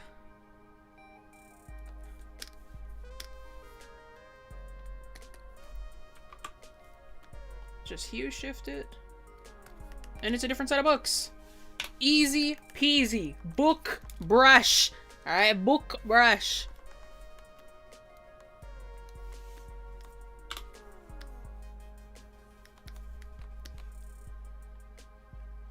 Say it with me, everybody. Book brush. Indeed. Nice and easy. I can even, like... darken this down, saturate it. Yeah. Book brush. Let me copy paste the original again.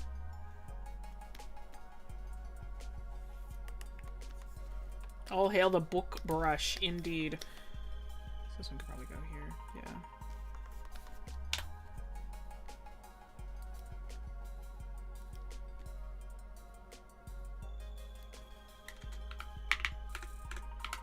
Yeah, Devin L. Kurtz's brushes are at name your price, you're right.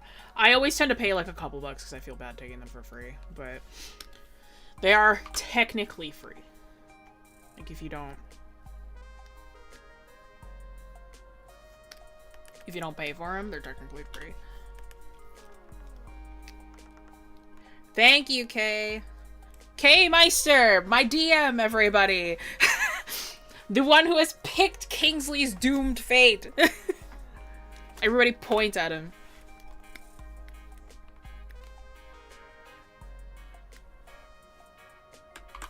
The one who I told to doom Kingsley to the narrative, everybody.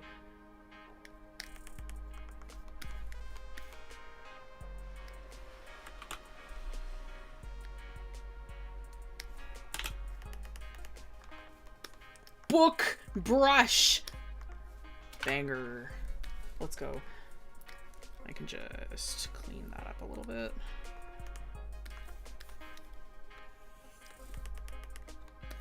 Points. Indeed. The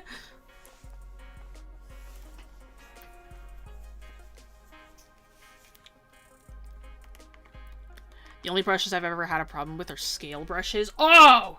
Dude, okay. No, I have... Hang on, let's do this. Alright. I have a scale brush that is unmatched, and I don't remember where I got it from. I just have it. It's from an artist, and they offered it for free because they were like, my scale brush is superior and everybody needs it. And I was like, we'll see about that. And I tested it, and they're right. That scale brush was superior. It's an amazing brush, and they had a set of them, and they're really, really good. I can't remember the artist. They offered it for free on Twitter, and, like, I do, in fact, love those brushes to death. They're really, really good.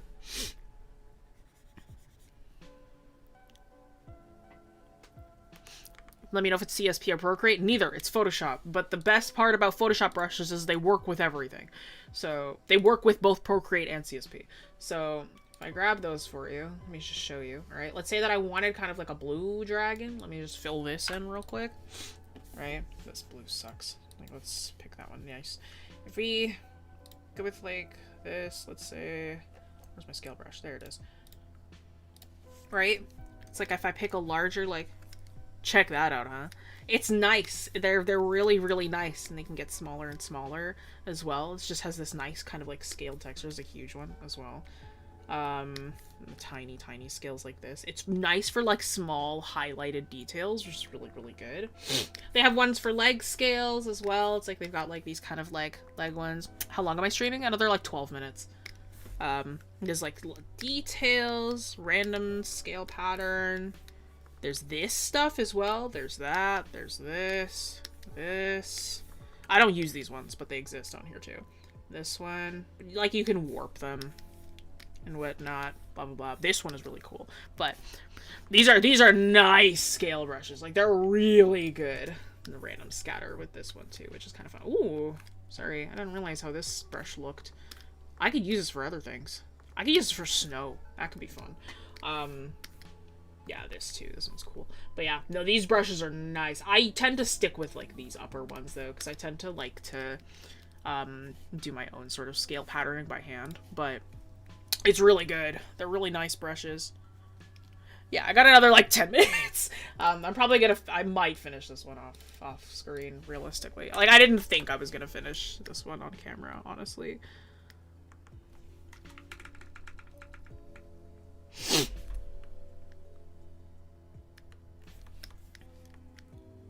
I'm just gonna, and again, I'm a little too lazy to make these again, but again, that's fine because a book brush, if I take this layer, let me just erase, fix some stuff up.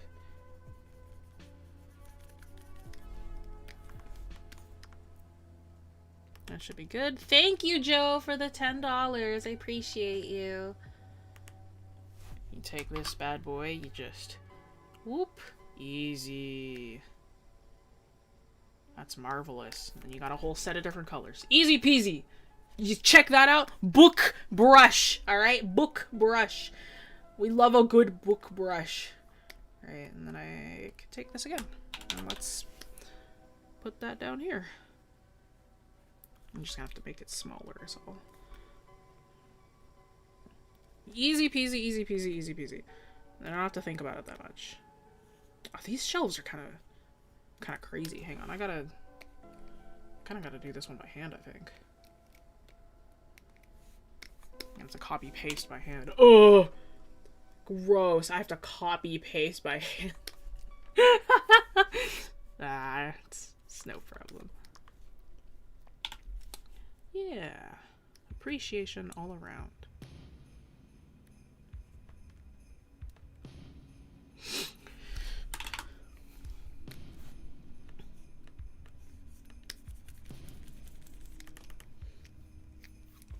Alright. Thank you, Kay. Have a good one. Have fun with thrifting. Send me pictures.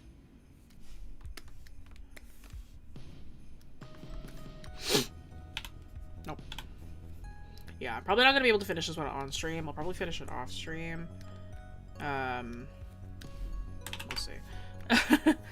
Damn. I wanted to finish this one on the stream too. Damn, you're not gonna be able to see any of the lighting. That's the fun part of this. That's okay. It is what it is.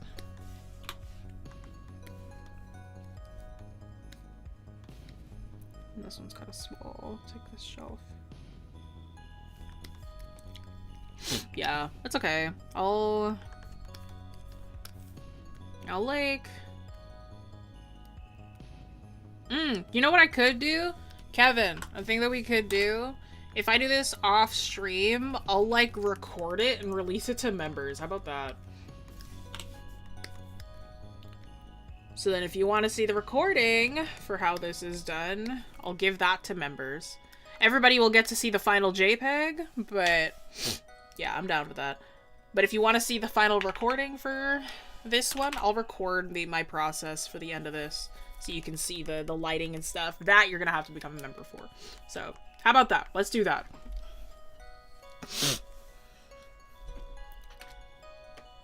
Oh, yes! We also have a new video dropping to members directly after this stream. So if you want to check that out, cool and epic, be sure to head over there. Pretty sweet.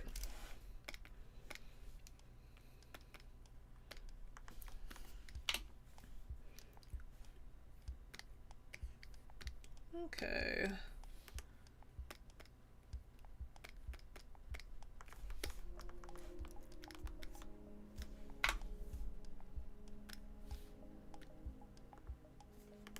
Ugh, thought I'd be able to do that. Nope. Okay. By hand it is.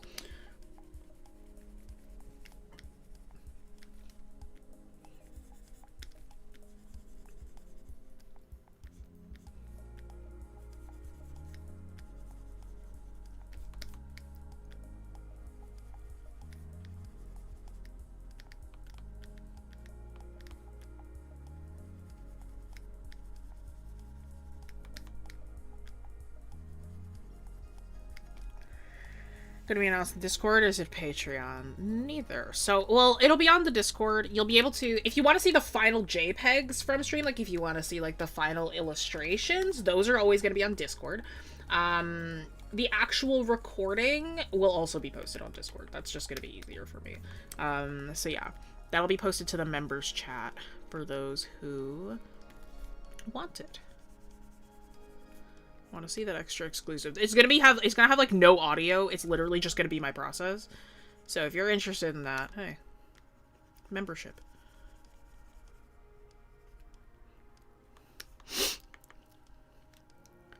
The brushes on this side help me a lot. Usually open my brushes to the button on my pen. Having it on the side is much quicker. Yeah, it's so, I love having just access to my brushes always. I'm like, I've had this layout since I was like a kid. Like I've always had it where it's like my colors on top, then my brushes, then my layers. I'm like my most essential things that I touch upon every single time. Like I'll just have access to on the side. And then like other functions and stuff I'll go and like search for, but it's just my brushes that are just always there as well. It's just a lot faster.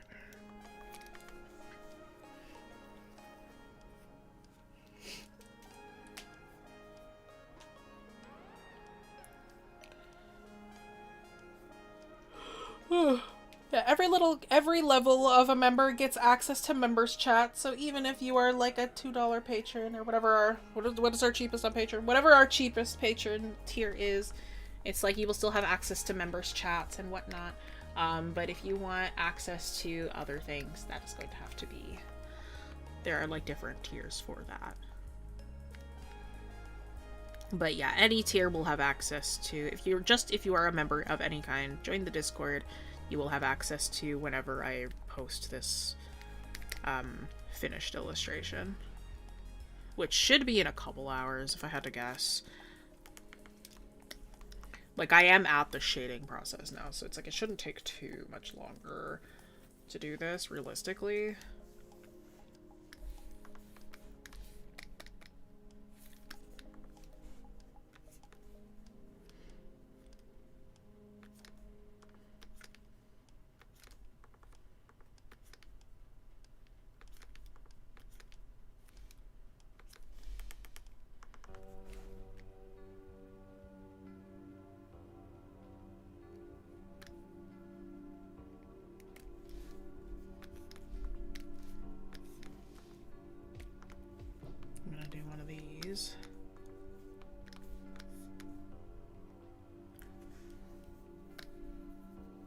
Hey.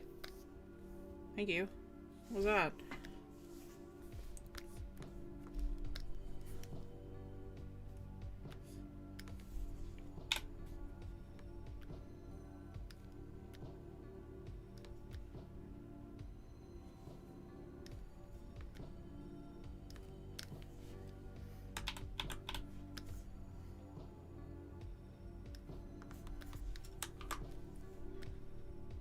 Oh! Nope, didn't mean to do that.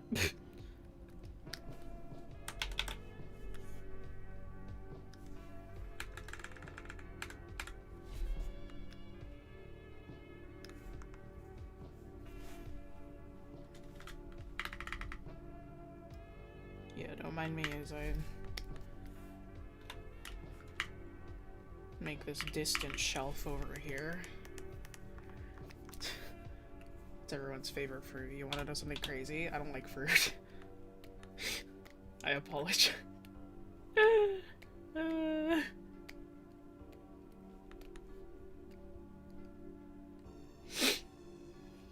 Maybe it's the most beige flag thing I am.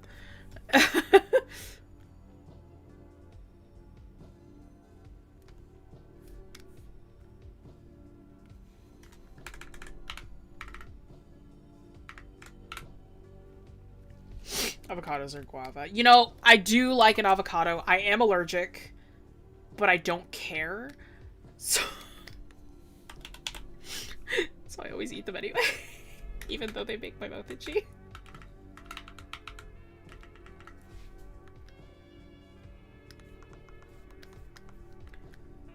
But like, not a small amount either. Like, they kind of make my throat feel like it's closing up.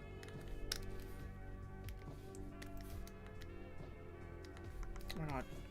Stop snapping. Stop it. Okay. Avocados are pretty great, yeah. I love an avocado. I love lemon as well. I just like lemon things.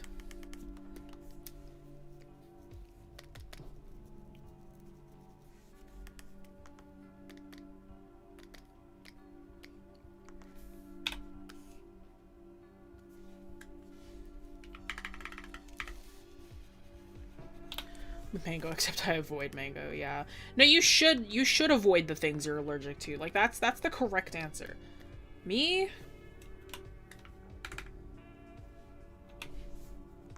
I don't do that. It's like lactose intolerant people. It's like, if you're lactose intolerant, just tolerate it. That's how all lactose intolerant people are that I've met.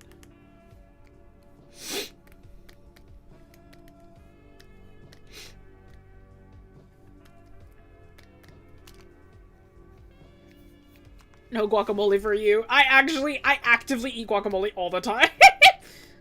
I love guacamole, dude.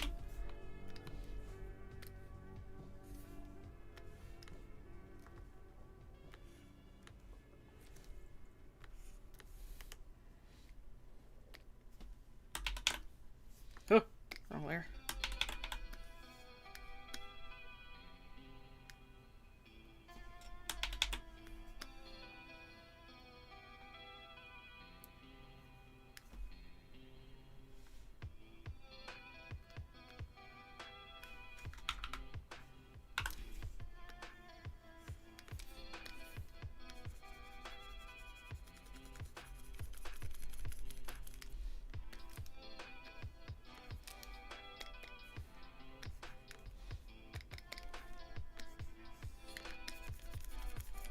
Okay.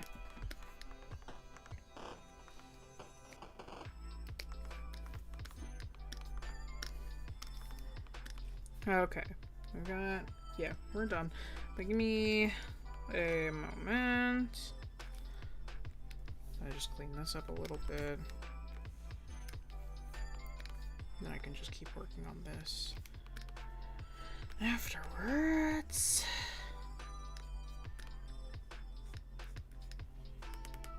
It's like, this is stuff that's in the background, so I'm not paying too much attention to it. It's just... It's enough to give the piece atmosphere and make it feel like everything is still happening, right? But realistically, this bit, it's all going to be blurred. I'm not going to keep it at full maximum, but we'll see. You'll see it once we get to the end of this. But yes. Okay. Thank you all so much for joining the stream today. First of all, I'd like to thank our sponsors for today, XPPen. We have an amazing selection of digital art tablets for both beginners and advanced artists. If you're looking for an affordable and reliable digital tablet, go browse their store. You'll find the link in the description below, as well as a link to the contest that is currently happening, which again, you can win a 24-inch tablet if you so happen to win the grand prize. But thank you all so much for joining. If you don't know too much about us, don't know too much about the studio, hey, maincanvas.com. Check out the classes. We are just about to end our fall terms. If you want to sign up for winter, coming up in January, be sure to check that out. Pretty cool, pretty epic. This file that you see in front of you will be available as a JPEG on our Discord, where once it is done, you'll be able to see what the final product ended up looking like. I gotta do more lighting. I gotta finish these books up. Well, we've got all that over on the Discord, but, for this stream, I guess what I'm going to be doing is I'll be recording the rest of the process for you. So if you become a member of any kind on the Discord, I'll release a recording of the finished drawing process of this stream, just so you guys can see the final product, because I also really want to finish this one. So you guys will be able to see this when the stream is over, and it's gonna be like a couple hours that I'll probably take to finish this one up. But yeah, thank you all so much for joining me today. This Monday, you guys, let's see. This Monday, you guys are going to be with Gonzalo. He's going to be teaching you guys how to make pixel art, basics for beginners, which is pretty sweet, pretty awesome. And then on the 13th, on the next week, Saturday, you guys are going to have Josh. Josh is going to be with you guys, teaching you guys how to start an illustration, how to get going. That's kind of funny. It's like how we start an illustration is going to be on Saturday, and then the next Sunday is going to be how to finish your art. So that's going to be fun. But yes, immediately coming up Monday, you've got Gonzalo, and then you've got Josh next week, Saturday. But thank you all so much for joining me today. And I'll see y'all, based on scheduling, I'll see y'all in January, actually. Au revoir. Bye-bye.